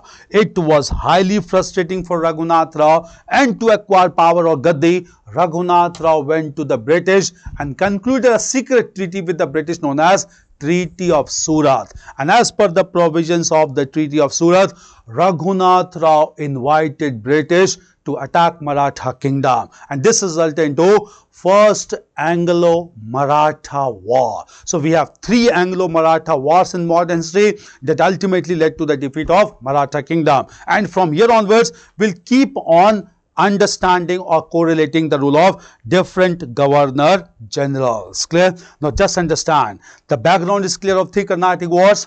The first Carnatic War, three Anglo-Maratha wars. Coming to the first Anglo-Maratha War, we look into informations. It went from 1775 to 1782. This war resulted into a drawn struggle. No conclusive result could come. So ultimate consequence was it was a drawn struggle. No party could win the war. And this war came to an end through the Treaty of Salbai, signed in 1782, that provided a kind of ceasefire between the British and the Marathas. Clear? This was 1782. The war ended, or the war was halted for some time. After this war, clear, the second Anglo-Maratha War took place. The second Anglo-Maratha War took place from 1803 to 1805. That is exactly after the end of 20 years, because this war, a Treaty of Salbai, provided ceasefire for 20 years. As soon as 20 years came to an end, another war started between British and Marathas known as Second Anglo-Maratha War, 1803 to 1805. Clear? When this war took place, in this war, the Marathas were defeated. Why Marathas were defeated? By this time, Maratha kingdom had been divided into 5 principalities ruled by different families. These 5 principalities were the Peshwa at Pune, Gaikwad at Baroda, Holkar at Indore, clear, then Bhosle at Nagpur, and finally Scindia at Gwalior. Scindia at Gwalior, clear? Scindia at Gwalior. Since it was a divided house, it was easily defeated by the British, and therefore in the Second Anglo-Maratha War came to an end by the Treaty of Rajpur Ghat. Treaty of Rajpur Ghat, signed in 1805. This treaty was concluded by the British with the last Holkar ruler, Yashwantrao Holkar. He was the last one to be defeated. Yashwantrao Holkar. Yashwantrao Holkar, 1805. So large Maratha territories were lost. Clear? At the same time, after the end of this war, Marathas continued to rule. Still the titular head being the Peshwas at this time. Clear? Meanwhile, clear, the third Anglo-Maratha War took place. The third Anglo-Maratha War took place from 1817 to 1818. In this war, Marathas were thoroughly defeated. The Governor General was Lord Hastings, who came with British to establish British paramountcy. Clear? So, Third Anglo-Maratha War from 1817 to 18. In this, Marathas were thoroughly defeated, and the large Maratha kingdom was clubbed together to establish the large province of Bombay. Moreover, the Peshwa at this time was transferred from Pune to the far-off region at Kanpur, and like Mughal Emperor, Peshwa also became the pensioner of the British East India Company. So from here, Peshwa began to stay at Kanpur in North India. He was transferred from Pune to Kanpur. So Marathas were also defeated by the British in this fashion. Clear? So after Bengal, the Marathas were the next major province to be defeated by the British in India. Clear? The third major province to be conquered by British India as a mark of political annexation, this third province was the province of Mysore in South India. This province of Mysore was established powerfully by Hyder Ali and his son and successor Tipu Sultan. Clear? Both were totally opposed to British, but both were totally aligned with the French in India. They supported the French power in India, and French equally supported these two rulers. Clear? And therefore these two rulers, since they were opposed to British, 4 Anglo-Mysore wars were fought. Clear? So first Anglo-Mysore War, First Anglo-Mysore War, 1767 to 1769. Hyder Ali in this war defeated the British, and the war came to an end by the Treaty of Madras. Treaty of Madras. In this war, Hyder Ali captured large areas of Madras, but all of these areas were returned by Hyder Ali to the British. Clear? Then we have Second Anglo-Mysore War from 1780 to 1784. It was largely because of Mahe, the French settlement on the western coast. Mahe came under the sovereignty of Hyder Ali. The war was started by Hyder Ali, but in the midst of this war only, Hyder Ali died. But the war was carried forward by son and successor Tipu Sultan, and the war came to an end again as a drawn struggle. No party could win this war. This war came to an end as a drawn struggle by Treaty of Mangalore. Treaty of Mangalore. This treaty has been asked several times. The reason is war was started by Hyder Ali, but the peace treaty was signed by Tipu Sultan, known as Treaty of Mangalore in 1784. Clear? After this, the third Anglo-Mysore War took place from 1790 to 92. In this war, Lord Cornwallis was the Governor General, and in the second war, Lord Warren Hastings was the Governor General. In the third one, Lord Cornwallis was the Governor General. Clear? In this third Anglo-Mysore War, Tipu Sultan was defeated by Lord Cornwallis, supported by Nizam of Hyderabad and the Marathas. Clear? And this war ended by the Treaty of Srirangapatnam, which was the capital city of Tipu Sultan or Mysore. Clear? Then finally, the fourth Anglo-Mysore War took place in 1799. The Governor General was Lord Wellesley. Keep on correlating. Clear? In this war, Tipu Sultan was not only defeated, he died while fighting against British forces, and then the province of Mysore came under British control by applying subsidiary alliance system, which was started by Lord Wellesley, who was the Governor General at this time. So Mysore came under British control after 4 Anglo-Mysore wars. Do remember this time period, do remember the peace treaties, and do remember the Governor Generals. Clear? At this time, the first Anglo-Mysore War, they were simply known as governors, not much important. But from second Anglo-Mysore War, the first Governor General was Warren Hastings. In the third Anglo-Mysore War, Governor General was Lord Cornwallis. Fourth Anglo-Mysore War, the Governor General was Lord Wellesley. Keep on correlating with that table. Clear? Meanwhile, when this war came to an end, Mysore was brought under control of British authority by applying Subsidiary Alliance Treaty, which was the brainchild of Lord Wellesley. And here only we'll understand about Subsidiary Alliance Treaty, about Tipu Sultan. Just understand. Clear? The question is there from Jodh Singh, Jacobin Club membership, Tipu Sultan. Yeah, Tipu Sultan was the monarch of Mysore when French Revolution took place in 1789. In this French Revolution, ultra-revolutionary groups like Jacobin Club was formed. Clear? Tipu Sultan became the member of Jacobin Club to support French Revolution, and therefore he began to be regarded as Citizen Tipu in France. Moreover, Tipu Sultan planted a tree of liberty at Srirangapatnam to show his support to the ideals of French Revolution. Clear? This was clear. So, 1799.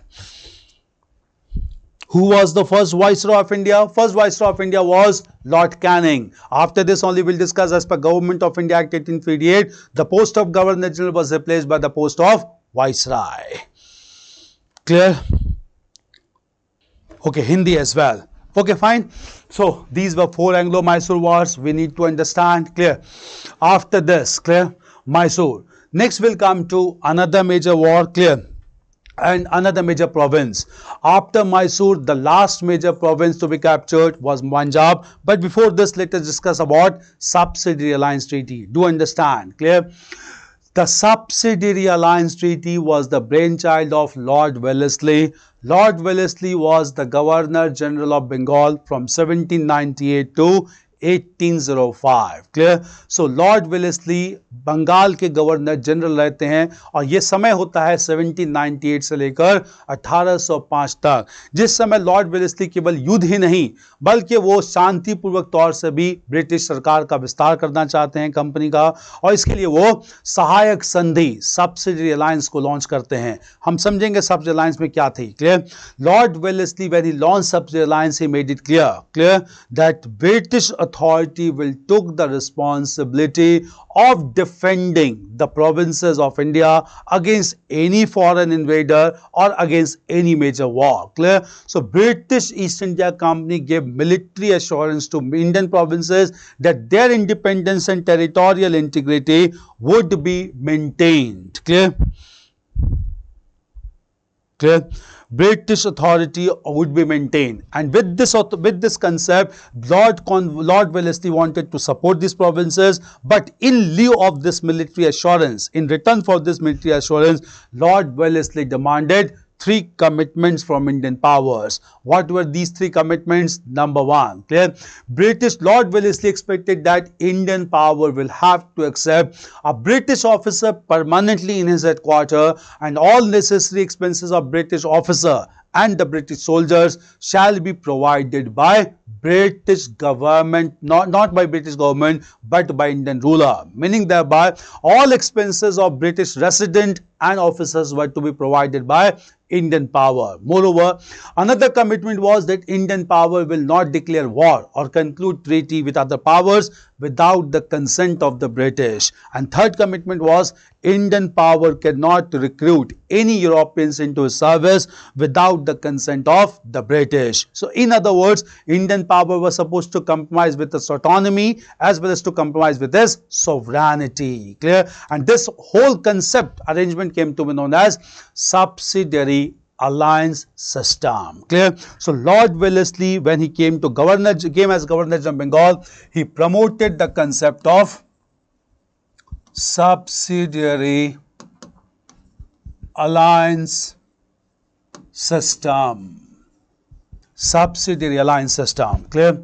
According to this system, military assurance was given to provinces of India. Three commitments were expected out of Indian rulers, and then also several Indian powers accepted subsidiary alliance system by Lord Wellesley. Clear? Subsidiary alliance system was first accepted by the Nizam of Hyderabad,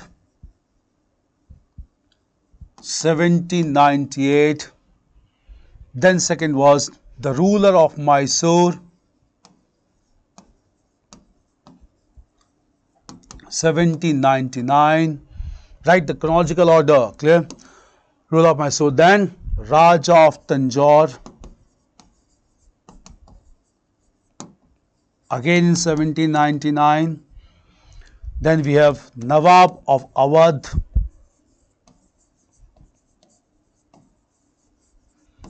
1801. Then Peshwa at Pune, 1802. It's also known as Treaty of Bassein. Treaty of Bassein, 1802. Then we have Bhosle Raja of Berar, 1803. Then we have Sindhya at Gwalior, 1804. And lastly we have the Rajput states of Jaipur, Jodhpur, Bundi and Kota, all of them in 1805. These are arranged in chronological order also. So subsidiary alliance system: Nizam of Hyderabad, the ruler of Mysore, the Raja of Tanjore, Nawab of Awadh, Peshwa at Pune, Bhosle Raja of Berar, Sindhya at Gwalior, Rajput states of Jaipur, Jodhpur, Bundi and Kota.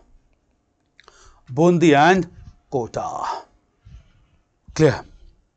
See, try to catch up with the class. As far as notes are concerned, PDF is concerned, we'll arrange for you. Don't worry about it. But right now, continue with the classes. Clear? First of all, set everything in your mind. Clear? If possible, we'll have PDF also to be given to all of you. Don't worry about it. Clear?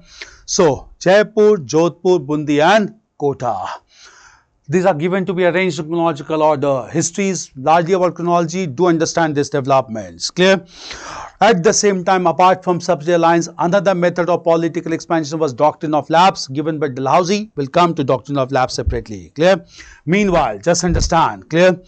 Apart from subsidiary alliance, apart from conquest of Mysore, Mysore was placed under subsidiary alliance in 1799 after Fourth Anglo-Mysore War. Clear? And this subsidiary alliance was signed after the death of Mysore by the ruler of Mysore known as the Woodyer rulers, the members of the Woodyer family. Clear? Now, after this, clear, the last major province to be annexed by British in India was the province of Punjab in India, clear. And who conquered Punjab finally? It was Lord Dalhousie. We'll understand about the conquest of Punjab province as well, clear. Very important and strategic province in India, clear. Just understand the northwestern province, clear. The northwestern province of Punjab. Abhishek Kumar, hello sir, thanks for teaching us modern history at GS School. With you during ancient classes, clear. Right, again, clear. Province of Punjab, the northwestern province of Punjab came into prominence under the rule of a great leader. This leader was Maharaja Ranjit Singh. Maharaja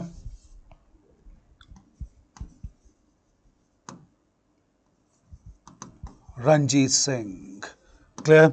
He brought about several reforms in Punjab, established a large specialized military force. This force in Punjab came to be known as Fauj-e-Khas. In establishing this large military force, Maharaja Ranjit Singh took the support of even Europeans also, like British, French and Spanish soldiers, and in this way established a large military force known as Fauj-e-Khas. In fact, the army of Maharaja Ranjit Singh became the second best army in Asia after the army of British East India Company. With this, Maharaja Ranjit Singh began to rule over Punjab, and with Maharaja Ranjit Singh, British even signed Treaty of Friendship. This Treaty of Friendship signed with Maharaja Ranjit Singh is known as the Treaty of Amritsar, signed in 1809.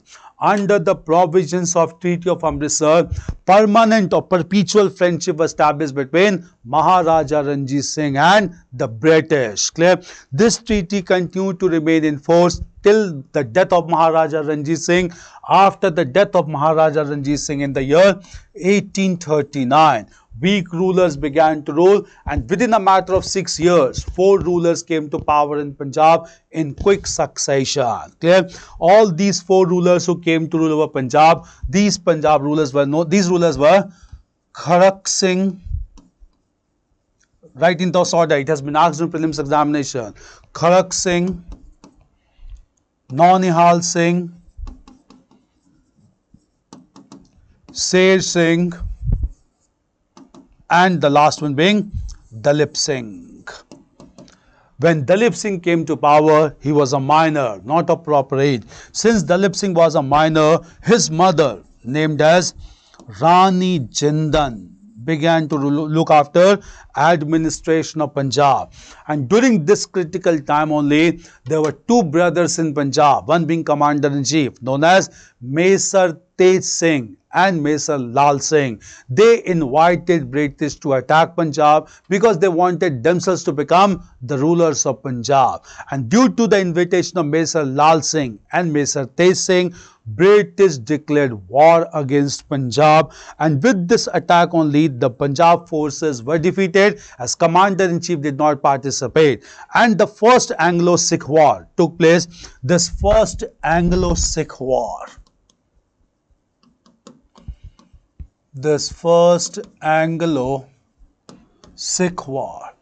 started in 1845, continued till 1846, leading to the defeat of Sikh army due to betrayal of the commander-in-chief. Clear? This war came to an end by the Treaty of Lahore, whereby major areas of Punjab were surrendered to British authority. Clear? After this, after some time, Lord Dalhousie came to India as Governor General, and he wanted to conquer Punjab finally. Clear? Lord Dalhousie attacked Punjab in 1848, leading to the second Anglo-Sikh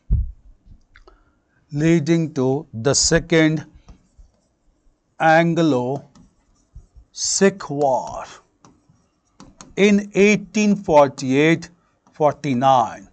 In this war, Second Anglo-Sikh War, Sikh army was thoroughly defeated and Punjab was finally conquered. Clear? So Punjab was conquered in 1849. Lord Dalhousie did not stop here. Lord Dalhousie also conquered the region of Lower Burma, also known as Pego, in 1852. And finally, Lord Dalhousie also conquered the region of Awadh in 1856, which was under the rule of Nawab Wajid Ali Shah. Awadh, and it was conquered on the charges of maladministration. Clear? So in this way, clear, the large provinces were conquered by Lord Dalhousie. Clear? Lord Dalhousie conquered these regions. Apart from these regions, one small and sensitive region had already been conquered by the British. This region was the province of Sant, which was conquered in 1843 by a British officer, Charles Napier. Clear? And he wrote a very important line in his diary, "We have no right to say Sind, yet we shall do so, and it will be a humane piece of rascality." Clear? So Sind was conquered by Charles Napier in 1843, and meanwhile this completed the process of political annexation in India. After this, no annexation took place, because just after the conquest of Awadh in 1856, mighty revolt broke out in northern and central part of India, which ended the policy of company's rule, and British Crown announced that no more annexation would be followed in India. So this was the last political annexation done by British East India Company under Lord Dalhousie. Clear? In this way, large parts of Indian territory came under the control of British East India Company. Clear? We'll come to all, we have discussed all political developments under British East India Company's role. Clear? We'll be coming to permanent settlement and all. Don't worry about it. Clear? So this was first of all the political expansion of British East India Company in India. Apart from political expansion, now we'll move on to discuss about other dimensions like British economic policy, then their administrative structure, and even their socio-cultural policies in India. So this was political history under company's rule in India. That is the first part of modern history, not the part under Crown. We'll come to Crown's rule separately. It's clear? So now let us move towards British economic policy. Clear? Just understand about British economic policy. So economic policies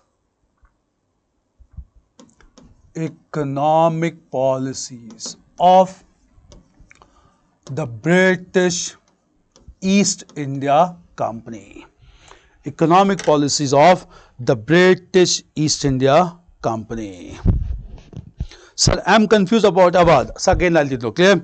Awadh had signed subsidiary alliance, clear, in subsidiary alliance in 1832, clear, subsidiary alliance in 1801. Even though Awadh has signed subsidiary alliance in 1801, clear, Awadh was conquered by Dalhousie deliberately because Awadh was very important commercially. It was known for large-scale cotton industries promoting cotton production. It was also known as Lancashire of the East, and Dalhousie wanted to conquer territories as soon as possible, clear, and therefore on charges of maladministration. True, Nawab Wajid Ali Shah was a lazy person. Nawab Wajid Ali did not pay any attention to proper administration, and therefore on charges of maladministration, Awadh was conquered by Dalhousie. Now, one thing to be remembered is, even though ruler was not very strong, but when Awadh was conquered, it affected the sentiments of Indian sepoys, that is soldiers under British, because most of these Indian soldiers, they belonged to Awadh. So they could not tolerate the conquest of their own motherland, and therefore just in the next year, these sepoys only revolted against the British, leading to the mighty revolt of 1857. It's clear. Mutum Roshan. It's clear about Awadh. Clear? Subsidiary alliance and misgovernance. Subsidiary alliance led into conquest peacefully by Lord Wellesley. Okay. See, 10 minutes break. We cannot have break in this session. It's a marathon session and we need to cover things as much as possible in continuity. Is it fine? So bear with it. We'll have to continue with this.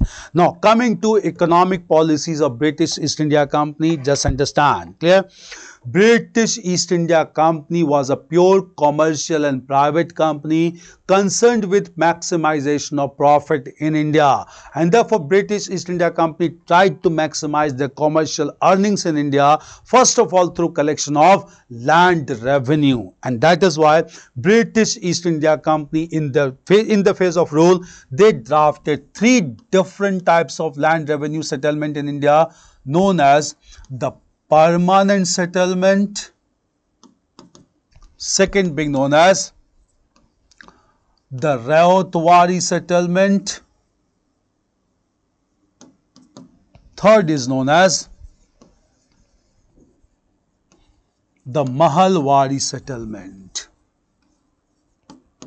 So we have permanent settlement, Raotwari settlement and Mahalwari settlement. Clear? 3 revenue settlements. Do understand all informations about this. Clear? So permanent settlement was introduced in Bihar, Bengal and Orissa. It was implemented in the year 1793 by Lord Cornwallis. Clear?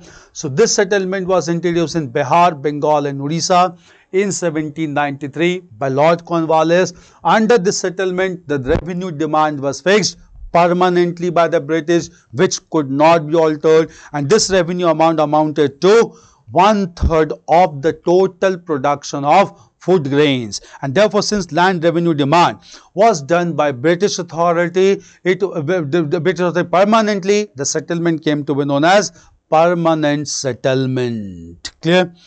So Sindh conquest here by Napier. Sindh was conquered by Napier in 1843. Domesh Tripathi. Clear? So Sindh was conquered by Charles Napier in 1843. 1843. Clear? So Bengal 1793, Bengal, Bihar and Orissa by Lord Cornwallis. Revenue demand was fixed permanently and therefore it is known as permanent settlement. And to collect revenue demand, British deputed large number of intermediaries, and these intermediaries in course of time came to be known as zamindars.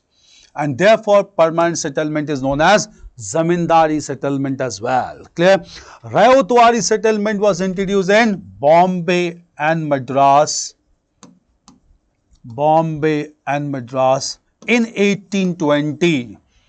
Bombay and Madras in 1820, and it was implemented by 2 British officers, Reed and Munro.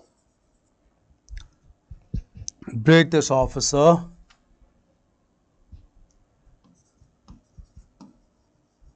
Reed and Munro. Clear? If you look into previous question, 2 years back there was a dead question, who among the following were officers introduced Raotwari settlement in India? Clear? The officers were Reed and Munro. In this settlement, zamindars as intermediary class was not created. Clear? Rather, zamindars were not allowed to play a major role. Land revenue was negotiated directly with the peasants or ryots. Since it was negotiated directly with ryots, it came to be known as Raotwari settlement. Clear? Raotwari settlement.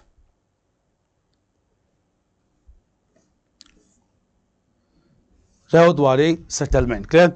The Mahalwari settlement was introduced by 2 British officers, Hort Mackenzie and Martinsburg.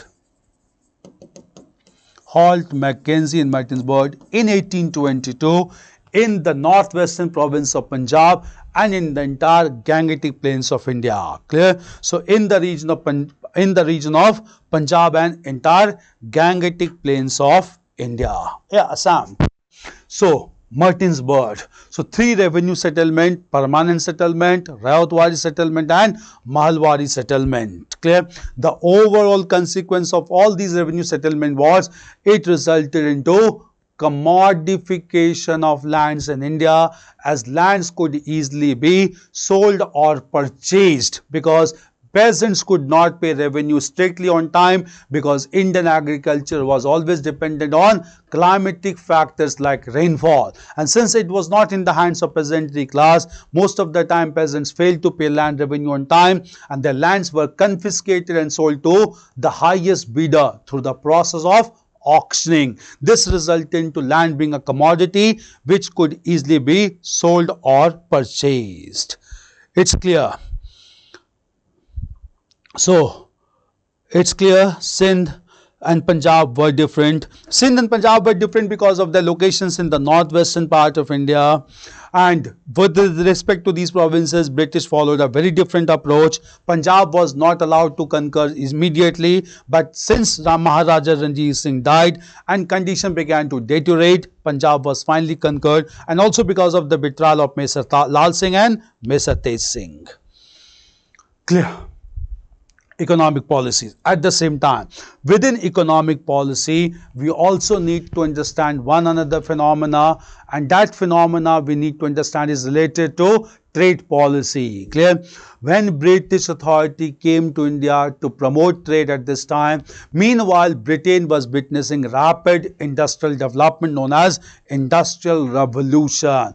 And therefore, when rapid industrialization took place in Britain, Britain needed two things simultaneously. One was the regular supply of raw materials, another was a large and ready market to sell their products. Clear? And therefore, they began to look towards colonies like India to fulfill these requirements. Clear? So, India became the supplier of raw materials to Britain and at the same time consumer of British finished products. Clear? And in this way, when machine-made products began to come to India, it affected the prosperity of the cottage industries of India, which failed to compete with machine-made products, and therefore these cottage industries began to decline, and this phenomena is known as the phenomena of deindustrialization. Phenomena of deindustrialization. So, it is a great paradox of human history that when Britain was witnessing rapid industrialization, India was witnessing deindustrialization at this time. Clear? Not only this, clear, in course of time, in order to dominate over India, clear, at this point of time, British authority started the concept of constructing or promoting railways in India. And when railways were promoted in India, in promotion and construction of railways, Indian interest was not taken into point. Clear? Railways began to be promoted to sub British interest because railways began to connect all the sources of raw materials and also began to connect large and local markets in India so that finished products could be dumped in Indian market. So, railways was largely used as basically medium to establish colonial control over India and to maintain strict control. This development also took place after the development of railways in India. So, British followed some policies which totally went against Indian interest. Apart from deindustrialization and railways, British also adopted the policy of commercialization of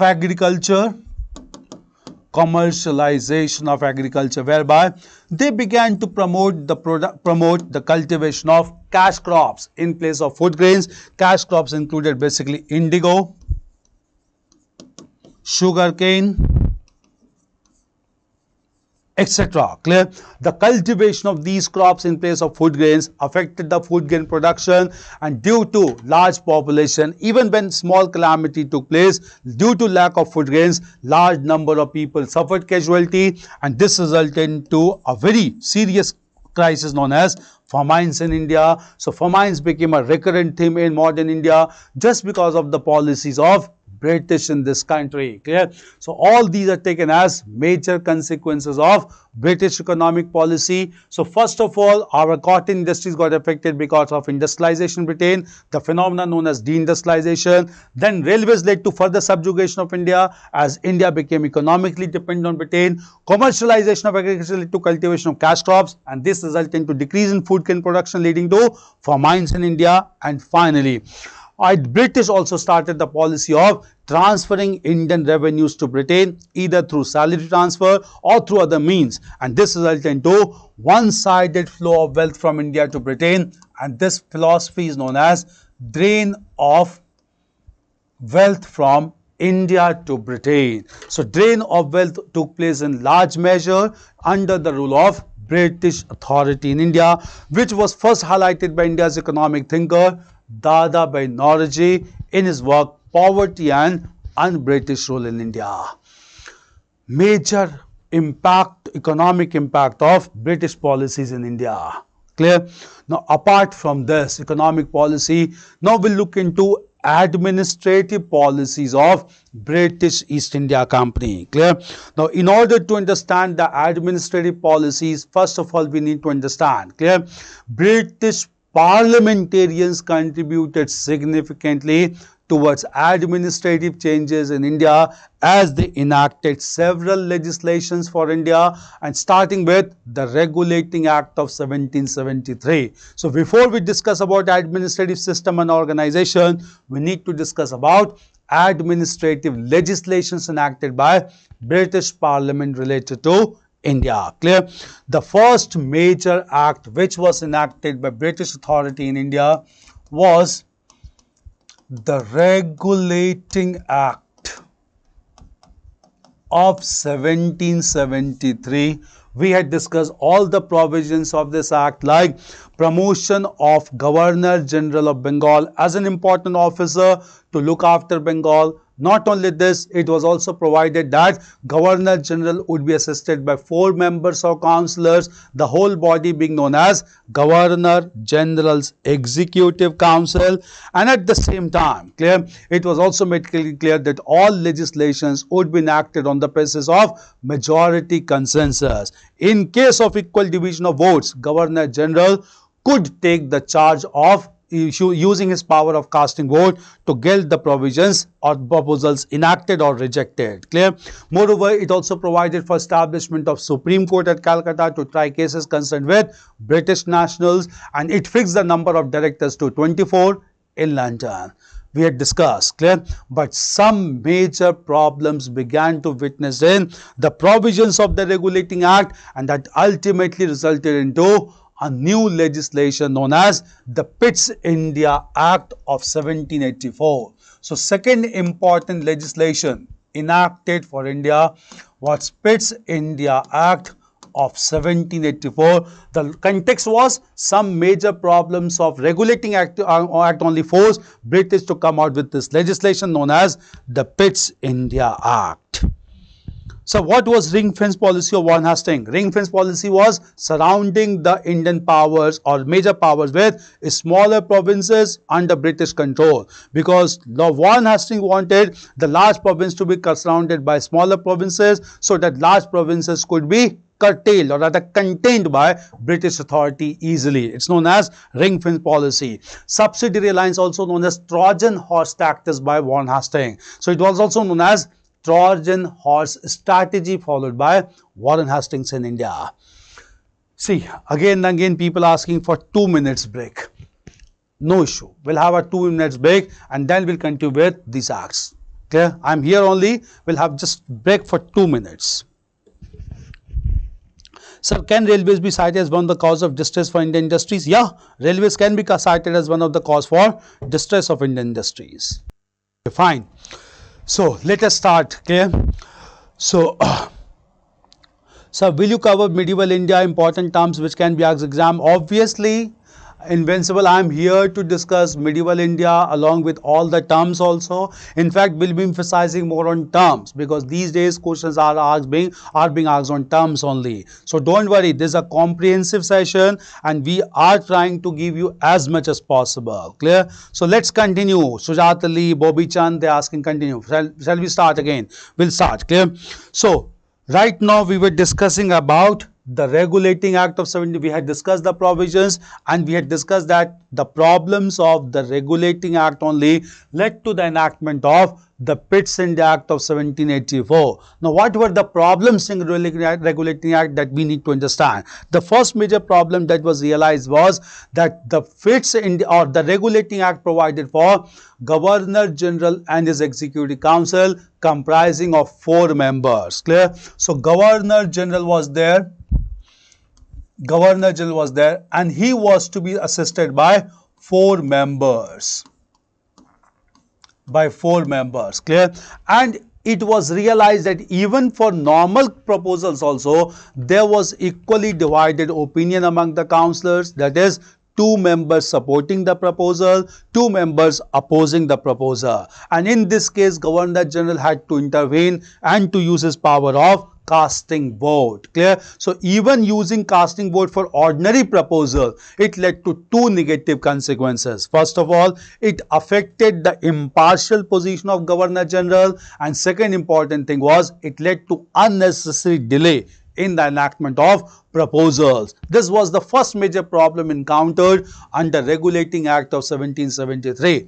Second major problem was that jurisdiction and power of the Supreme Court at Calcutta was not well defined, and that led to controversy and confusion with local courts that existed in Bengal, and therefore this was to be rectified. In order to rectify these issues and to establish further control over Court of Directors in London, British Parliament enacted Pitt's India Act. It is known as Pitt's India Act because proposal of this legislation was introduced by the youngest British Prime Minister, known as Pitt the Younger. Therefore, the act itself came to be known as Pitt's India Act of 1784. With this consideration to rectify the errors, we'll understand the provisions of Pitt's India Act of 1784. Just understand, under the provisions of the Pitt's India Act of 1784, clear? First of all, the numerical strength of the councillors in Governor General's Executive Council was reduced from 4 to 3, meaning thereby the numerical strength was converted from an even figure to an odd figure. Why? If there is an odd figure, the proposal could be passed at the level of councils only without interference of Governor General. How?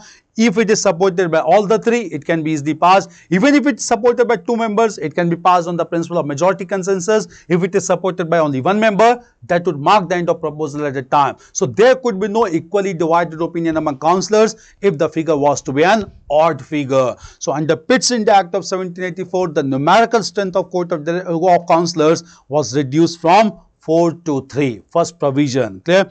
Second provision was that under the provisions of this act, clear, it was made clear that jurisdiction of the Supreme Court will remain confined only to Calcutta, not to the entire province of Bengal, so that confusion should not be there in the verdict given by Supreme Court. This was under Pitt's India Act, and moreover, under Pitt's India Act, it was decided to have a parliamentary body in London to monitor the affairs of British East India Company. This parliamentary body was established in the form of Board of Control, clear? And this Board of Control was to comprise of 6 members of British Parliament. These members were to be termed as 6 commissioners. Clear? So, Board of Control was to be formed comprising of 6 commissioners or 6 members of British Parliament, known as this body, clear? So, from here, British East India Company began to be controlled by 2 bodies in London. One was private traders, known as investors, known as Court of Directors. Another was parliamentary board, known as Board of Control, comprising of 6 members, known as commissioners. Moreover, while enacting the provisions of Pitt's India Act, it was also made clear that from now onwards, clear, certain legislations would be enacted to ensure accountability of British East India Company towards British Parliament. These legislations were to be declared as the Charter Acts. Clear? The word charter was used to ensure accountability of a private company to British Parliament in London. And it was also made clear to review this accountability, the Charter Acts should be reviewed after every 20 years. So, all these Charter Acts were to be reviewed after every 20 years in order to look after the working of British East India Company. Thereafter, after enacting the British India Act, the first Charter Act, clear? This first Charter Act was enacted in 1793, and under the provisions of this Charter Act, only one provision was made, that all the members of Board of Control or 6 commissioners, their salaries were to be paid out of Indian revenue. Since they were giving additional duty to look after Indian affairs, apart from being British Parliament, they needed to be given additional salary also. This additional salary was to be provided by the revenue of India. So India began to supply huge amount of revenue to pay additional salaries to court or to Board of Control in London. This was the only provision made under the first Charter Act of 1793. The second Charter Act was passed exactly after 20 years, and this second Charter Act was known as the Charter Act of 1813. What were the major changes introduced under Charter Act of 1813? Under the provisions of the Charter Act of 1813, it was decided that trade monopoly of British East India Company over India will be abolished. So under the provisions of this act, the trade monopoly of the British East India Company over India was abolished. Clear? Since trade monopoly over British East India Company was abolished at this point of time. Clear? Now, British East India Company requested that even though their monopoly is being abolished, 2 items should be still left under the exclusive control, which were very remunerative in nature. One was trade in tea. Tea was a luxury item produced in India, and trade with China, because opium trade was with China. Clear?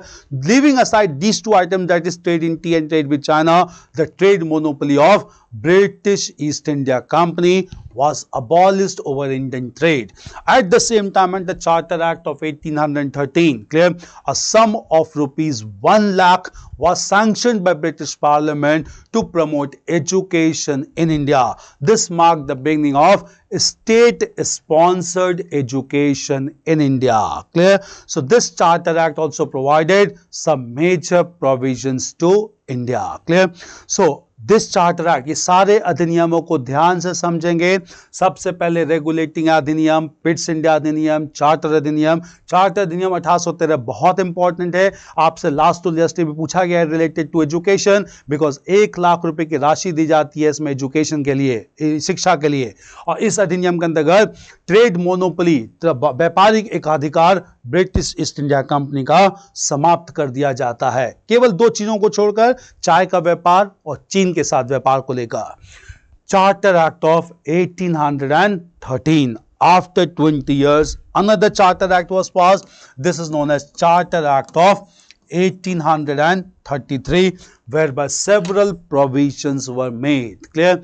Under the Charter Act of 1833, the trade monopoly of British India Company was completely abolished. What do we mean that it was completely abolished? It means that, clear? It means that even items like trade in tea and trade with China were taken away from its exclusive control. Clear? This was one provision. Second provision was, under the Charter Act of 1833, the Governor General of Bengal was given the charge to look after Bombay and Madras provinces. Clear? And in this capacity, he came to be known as Governor General of India. Clear? इस परिवर्तन के साथ ही बंगाल के governor general को अब भारत का governor general कहा जाने लगा, जब उनका अधिकार बॉम्बे और मद्रास के प्रांतों पर भी पड़ा. यहां से इसी में हमने डिस्कस किया कि Lord William Bentinck was the governor general of Bengal and he became the first governor general of India. Clear?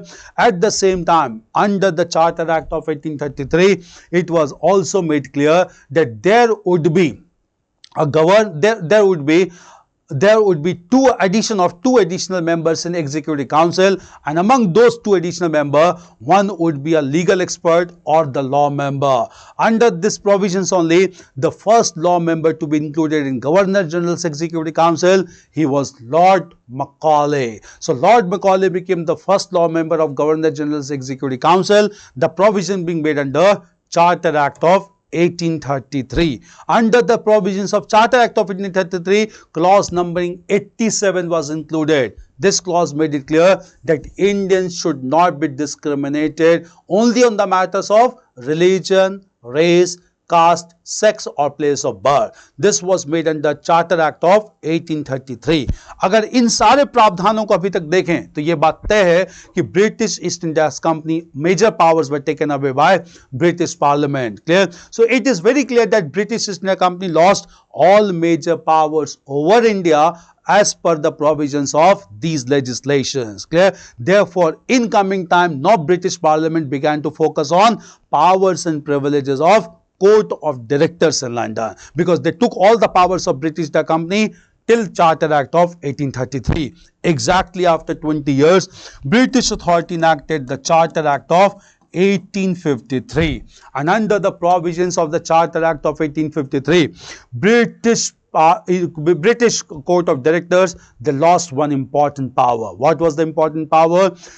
Court of Directors in London had been nominating all Governor Generals and even higher grades of administrative officers, these officers being known as Indian civil servants. Clear? By this time, civil services had been established by British in India, and all major civil servants, important administrators, were nominated by Court of Directors in London. So under Charter Act of 1853, provision was made that from now onwards, clear, all the members of Indian civil services will not be nominated by Court of Directors in London. Rather, all of them will be selected through the scheme of competitive examination. Clear? So scheme of competitive examination was introduced under the Charter Act of 1853, and just because of this provision, I am virtually being connected with you, because otherwise it would have remained only as patronage service, because scheme of competitive examination for civil services was introduced under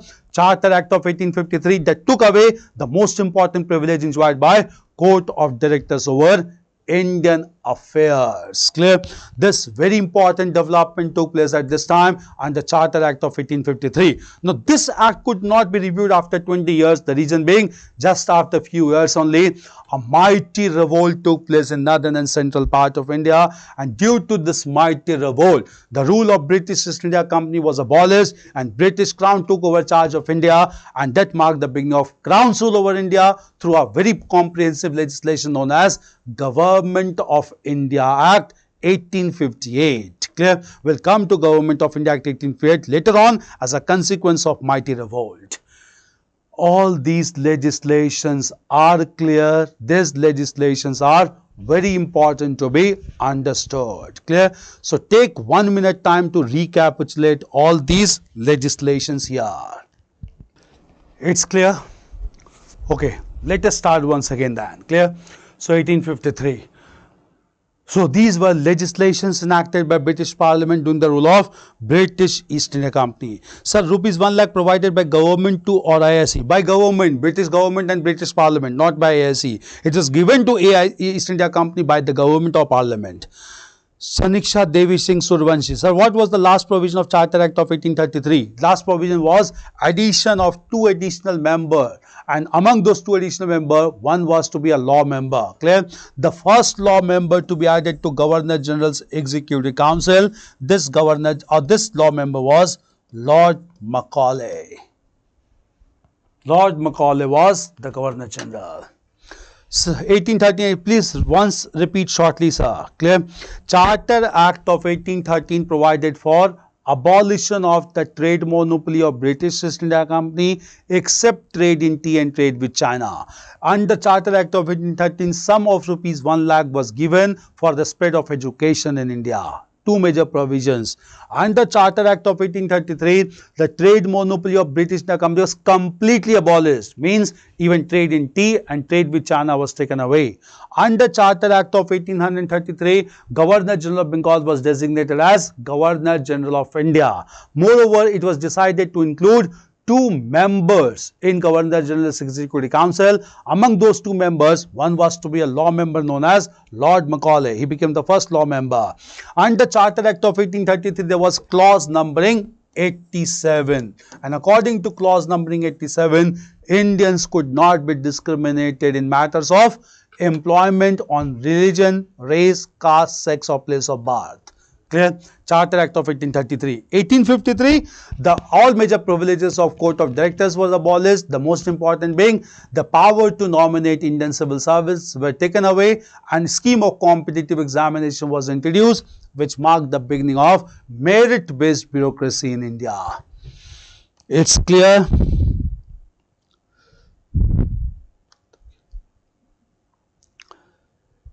Sir, before 1850 civil services existed even before 1853, but they were all nominated by Court of Directors. Examination was not held by them. We'll come to civil services also. Clear? Civil services examination began to be held from 1853 onwards.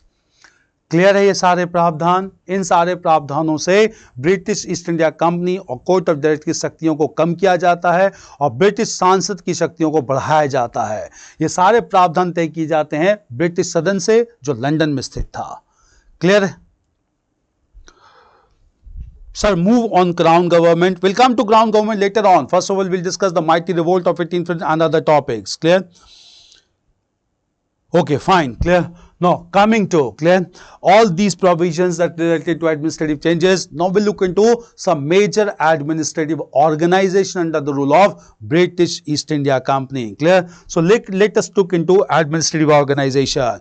British administration under British East India Company was largely based on three important pillars, and these three pillars were the civil service, the army, and the judicial system or judicial organization. Judicial organization. Clear? Now, what do you mean by civil service? Clear? Since the establishment of British East India Company, higher grades of administrators began to be appointed for Bengal. Those administrators came to be known as civil servants in Bengal. Clear? And all these civil servants were nominated and appointed only by Court of Directors in London. Clear? And therefore, they appointed mostly their sons and close relatives as administrators or civil servants in India. Clear? And meanwhile, with respect to these civil servants, the most important change was introduced by British Governor General Lord Cornwallis. And Lord Cornwallis is regarded as the father of modern administration in India. Clear? What Lord Cornwallis did related to civil service. Clear?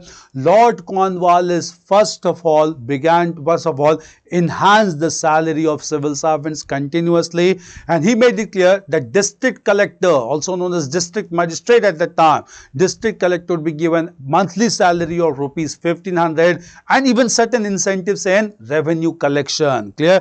In this way, at the time, Indian civil services became the highest paid services all across the world. Not only this, Lord Cornwallis also made it clear that all important administrative posts would be given only to Europeans or British. Indians will not be given post in administration, because he believed that every native of Hindustan was corrupt. Clear? So he wanted to make it clear that only Europeans and British would be appointed as civil servants in India, and that resulted into a trend in civil services known as Europeanization of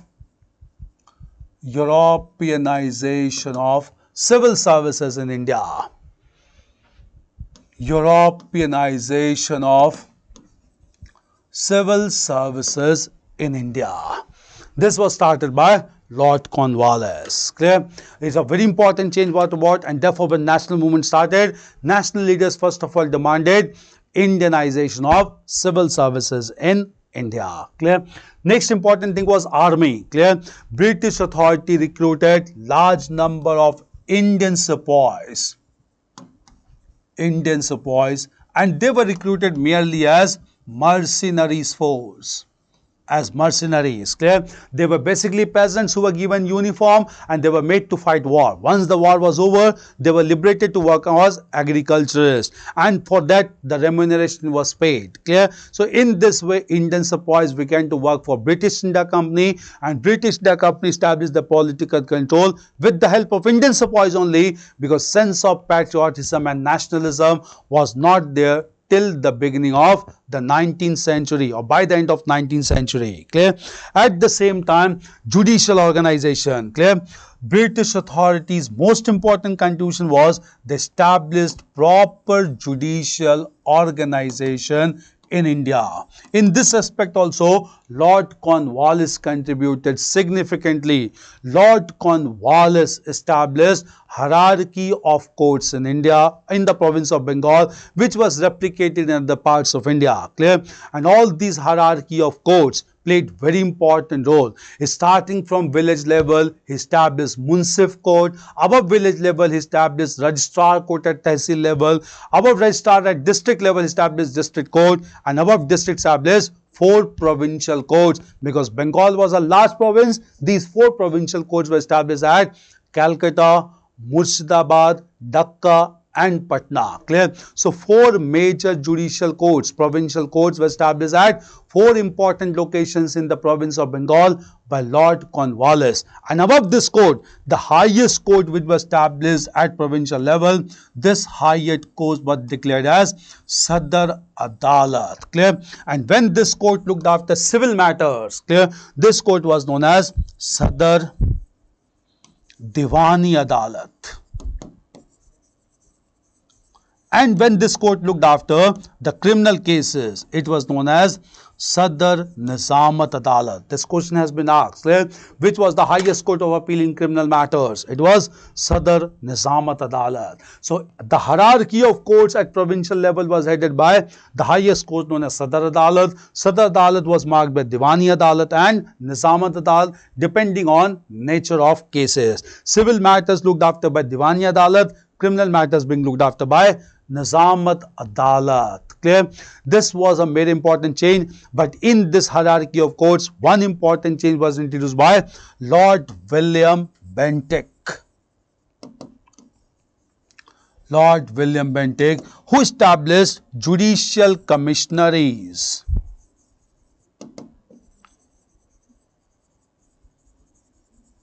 Who established judicial commissionaries, whereby judicial commissioners were appointed to look after judicial organization. So between province on the one hand, districts on the other hand, commissionary system was started by William Bentinck, and this system of commissionaries was started by Lord William Bentinck in the year 1831. In fact, this question has also been asked, who introduced the commissionerate system of administration in India?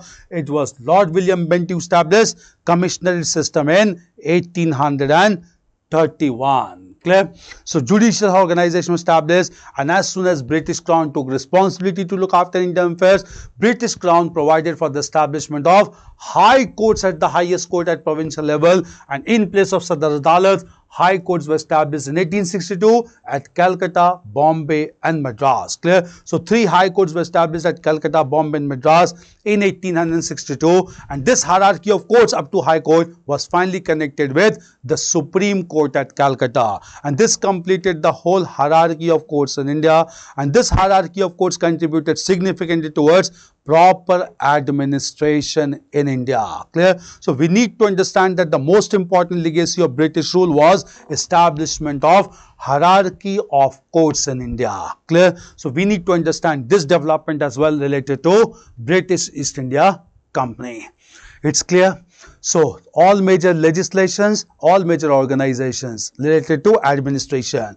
Now we'll move on to the last major dimension of the rule of British East Company, that is the socio-cultural policies in India. So now we'll move on to discuss about socio-cultural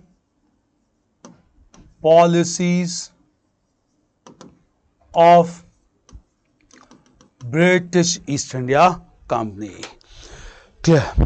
Now, since we have completed 3 major dimensions, that is political expansion of the British India Company, then economic policies of British India Company, then their administrative approach towards British India Company, India, anything to be asked before we proceed further? 1858, Governor General became to Viceroy, not change in his power, only prestigious.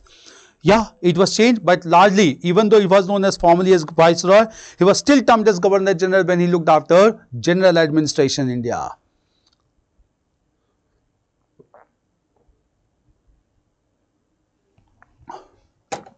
Age for Indian Civil Services is 19. It is same for Britishers. Yeah. Age was same for British candidates also, and Indian candidates as well. Clear? So age factor was consistent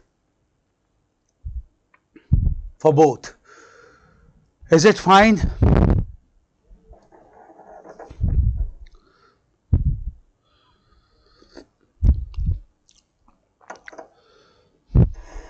Now, moving to understand the socio-cultural policies of British East India Company. Just understand first of all, clear?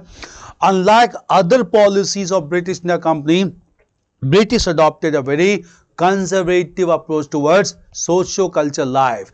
Why they adopted a conservative approach? Because socio-culture policies were largely decided by the two influential sections of Indian society, the Brahmins and the Ulemas. Clear? Since Brahmins and Ulemas decided the socio-culture policies, and they were a very powerful section, British never wanted to offend or antagonize these sections. Clear? That is why they adopted a very sensitive and very conservative approach towards socio-cultural life of Indian masses. However, under the pressure of British parliamentarians in London and under the pressure of some Indian reformers, British East India Company was forced to interfere into socio-cultural life of Indian masses. So it was not a voluntary measure. Unlike other areas, here it was largely pressurized by British parliamentarians and Indian reformers.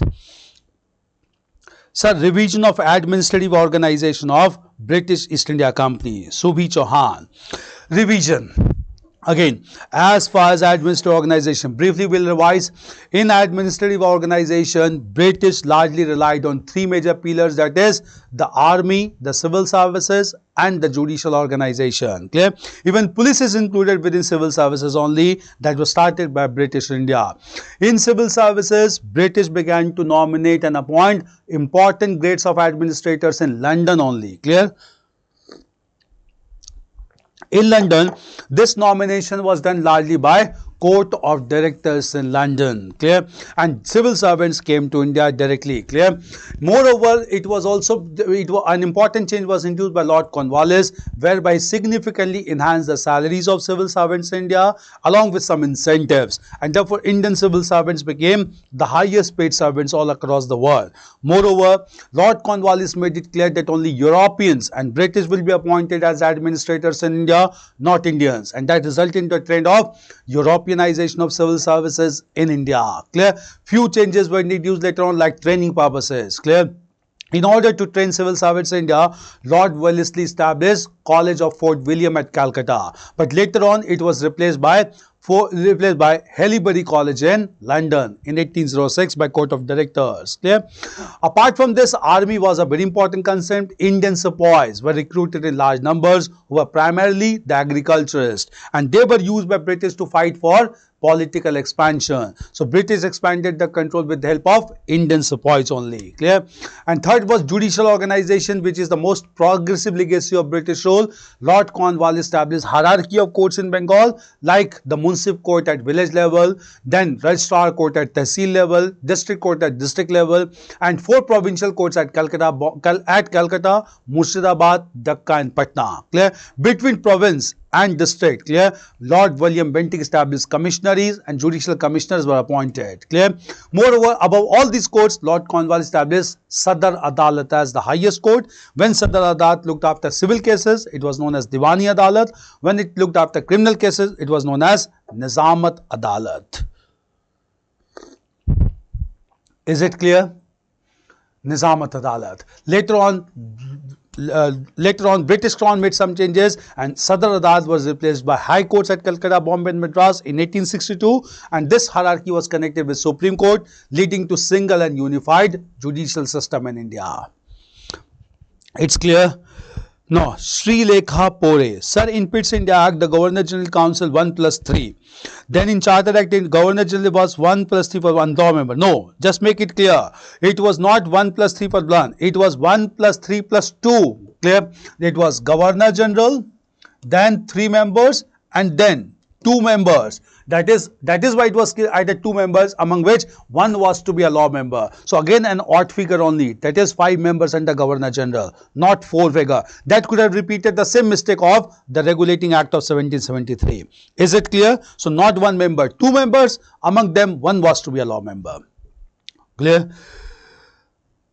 Through which act Board of Control was to pay through India's revenue? The Charter Act of 1793. Nisha Kumari. Is it fine? Okay. Now let us move to the socio-cultural policies of British Dhaka. As we had discussed, they did not interfere into socio-cultural life directly or voluntarily, but they interfered under the pressure of British parliamentarians and Indian reformers. Okay. So now we'll look into these developments, socio-cultural policies. Number 1, clear? First of all, British authority did not want to interfere in socio-cultural life, but they began to interfere under pressure of British parliamentarians, which is clearly visible in their educational policy. Initially, all Governor Generals and officers of British Company promoted only traditional institutions of learning marked by Sanskrit or Arabic learning. So they never tried to promote any educational institution related to modern and scientific learning or English learning. That is why the first Governor General of Bengal, Warren Hastings, he established Calcutta Madrasa as the first institution by the British.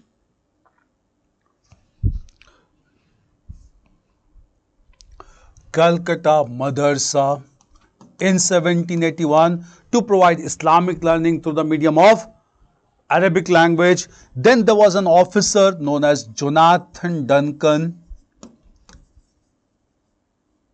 and Jonathan Duncan established the Sanskrit College at Banaras in 1791 to promote Brahmanical learning through Sanskrit language. Clear? 1791. Then another institution was established in form of Asiatic Society of Bengal to learn about Indian culture. It was established in 1784 by William Jones. If you look into previous year paper, the same set of information has been asked to be matched just last year. Clear? 3 institutions and they asked to match. Clear? Because these are very important institutions to promote only traditional learning, not modern and scientific learning. Clear? After these institutions were established, that indicate they followed the sensitive approach towards Indian culture. But as we had discussed under Charter Act of 1813, British Parliament sanctioned sum of ₹1 lakh for the spread of education in India. Since sum of ₹1 lakh was sanctioned, it was to be utilized to promote education in India. Initially, this fund was not utilized, but after some time, a very progressive Governor General, Lord William Bentinck, he decided to utilize this fund, and when Lord William Bentinck decided to utilize this fund, it resulted into differences of opinion among British officers. Clear? Some British officers wanted to use this fund to provide only traditional learning through the medium of Arabic and Sanskrit languages. These officers came to be known as Orientalists. Clear? But there were some officers who wanted to utilize this fund to promote modern and scientific learning through the medium of English language, and these officers came to be known as Anglicists. Clear? In order to resolve the differences between Orientalists and Anglicists, Lord William Bentinck constituted an expert committee, and this committee was headed by a British officer, Lord Macaulay. Lord Macaulay, who was also the first law member. Clear? So Lord Macaulay became the chairman of this committee to resolve differences between Orientalists and Anglicists. Till this point, it's clear? Clear? Right. Macaulay Committee, just understand, Macaulay Committee gave its recommendations on 2nd of February 1835. Right. This committee recommended that sum of rupees 1 lakh should be utilized, sum of rupees 1 lakh should be utilized to promote, modern and scientific learning,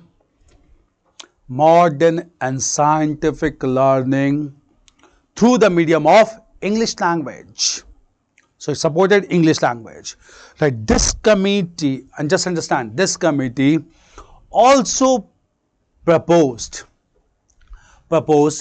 that with 1 lakh, only selected Indians should be provided with English education. Only selected Indians should be provided with English education, and they should in turn educate the masses.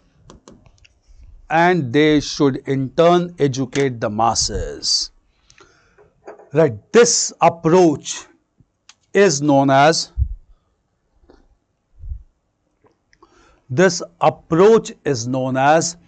the downward filtration theory. This approach is known as the downward filtration theory. Right. Moreover, Macaulay Committee recommended that Persian should be replaced by English.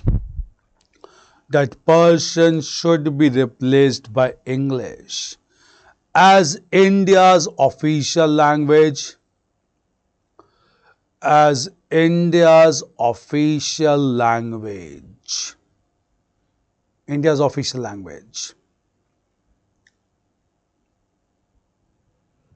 Clear? Right, just understand. On 7th of March 1835, English was declared to be official language. English was declared to be the official language of India. Official language of India. Clear? Language of India. Clear? Change, like next, just understand next, clear? Right, the next major development was again under the pressure of British Parliament. There was member of Board of Control known as Charles Wood. And this person, Charles Wood, gave its recommendations to promote education in India, which is known as Wood's Dispatch. Wood's Dispatch of 1854. Clear? According to Wood's Dispatch, it was made clear British East India Company,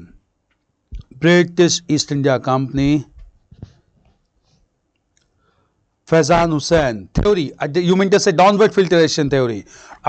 Just understand, Faizan Hussain, downward filtration theory means that few people should be educated on top, and these educated Indians should in turn educate the masses at large, meaning thereby education to filter down from few people to large mass of population. This is known as downward filtration theory. Is it clear, Faizan? Okay. Downward filtration theory. Clear? Now, Wood's Dispatch of 1854 made it clear that British East India Company should take the responsibility of educating the whole masses. With this recommendation, the downward filtration theory got repudiated, ended. So, downward filtration theory was repudiated, was criticized, was attacked by Wood's Dispatch of 1854 because British India Company was supposed to take the responsibility of educating not only few Indians but masses at large. Clear? Moreover, Wood's Dispatch recommended the establishment of central universities in India, and based on this proposal, 3 central universities were established at Calcutta, Bombay and Madras. Clear? So, Calcutta, Bombay and Madras marked the establishment of 3 central universities in 1857. Do remember the date, it's important. Clear? three central universities at Calcutta, Bombay and Madras in the year 1857, three high courts at Calcutta, Bombay and Madras in 1862. Clear? So these two informations are very important. Universities being established on the recommendation of Wood's dispatch, that also led to repudiation of the downward filtration theory. If we look into previous papers, all these information has been asked off and on in UPSC preliminary examination. Clear? This development took place. Clear? So this was the last major development related to education under the rule of company. Later on, development took place under the rule of British Crown. We'll come to those developments later on. First of all, these developments under the rule of British East India Company. Clear? So socio-culture policy related to education. At the same time, related to social culture policies, British East India Company enacted some legislations, not voluntarily again, but under the pressure of Indian reformers and under the pressure of British parliamentarians. Clear? What were these social reform legislations? We'll just understand. Clear? In the beginning of the 19th century, Indian socio-religious reform movement was started by a great leader, Raja Ram Mohan Roy. Raja Ram Mohan Roy. Clear? Female education was not largely focused, but there was focus on mass education. So mass education means female education as well. Sandeep Kumar. So it was not directly mentioned, but obviously mass education means including female education. That was indirectly there in Wood's dispatch. Clear? The most important reformer of 19th century, Raja Ram Mohan Roy, started a campaign against the social custom of sati. As per this custom, a woman used to mount on the funeral pyre of their dead husband to end their life. This custom of sati was practiced in India right from ancient times. The first evidence of sati coming from a place known as Iran. Iran is located in the Sagar district of Madhya Pradesh, and the first evidence come from 510 AD, which was the Gupta period. So first evidence of sati comes from Gupta period in 510 AD from Iran in Sagar district of Madhya Pradesh. Clear? And therefore, several women began to perform sati. Raja Ram Mohan Roy started a campaign against sati to protect the interest of women. Clear? And Raja Ram Mohan Roy convinced British also to enact a legislation against sati. Under his pressure only, British authority enacted regulation, that is the Executive Council. British authority enacted the regulation numbering 17 in 1829, which declared the custom of sati as illegal. This was the first social reform legislation enacted by British in India. Clear? The second social reform legislation was enacted under the pressure of British parliamentarians. The British parliamentarians in London had abolished slavery in British society under Reforms Act of 1832. Since British parliamentarians abolished slavery in British society, British parliamentarians wanted British East India Company to abolish slavery in India also. Clear? And therefore, British East India Company enacted regulation numbering 5 in 1843 that abolished slavery. Look into the list of Governor General. When sati was abolished, the Governor General was Lord William Bentinck. When slavery was abolished, the Governor General was Lord Ellenborough, only for 2 years. Clear? So that led to the abolition of slavery in Indian society. Clear? After this, another great reformer emerged in Bengal, and this reformer was Ishwar Chand Vidyasagar. And this reformer, Ishwar Chand Vidyasagar, he demanded legalization of widow remarriages in India. He was concerned about condition of widows in India, and he wanted legalization of widow remarriages in India. Under his pressure, British authority enacted regulation numbering 15. In 1856, the Governor General being Lord Dalhousie. Clear? 15. Regulation numbering 15 that declared widow remarriages to be legal in India. So, 3 social reform legislations enacted by British East India Company by Executive Council. Regulation numbering 17 that declared sati as illegal, regulation number 5 that declared slavery as illegal, and regulation number 15 of 1856 that declared widow remarriages to be legal in India, legitimate in India. These were 3 social reform legislations introduced by British East India Company. We'll come to social-religious reform movement separately, but here we are talking about the policies adopted by British East India Company. It's clear.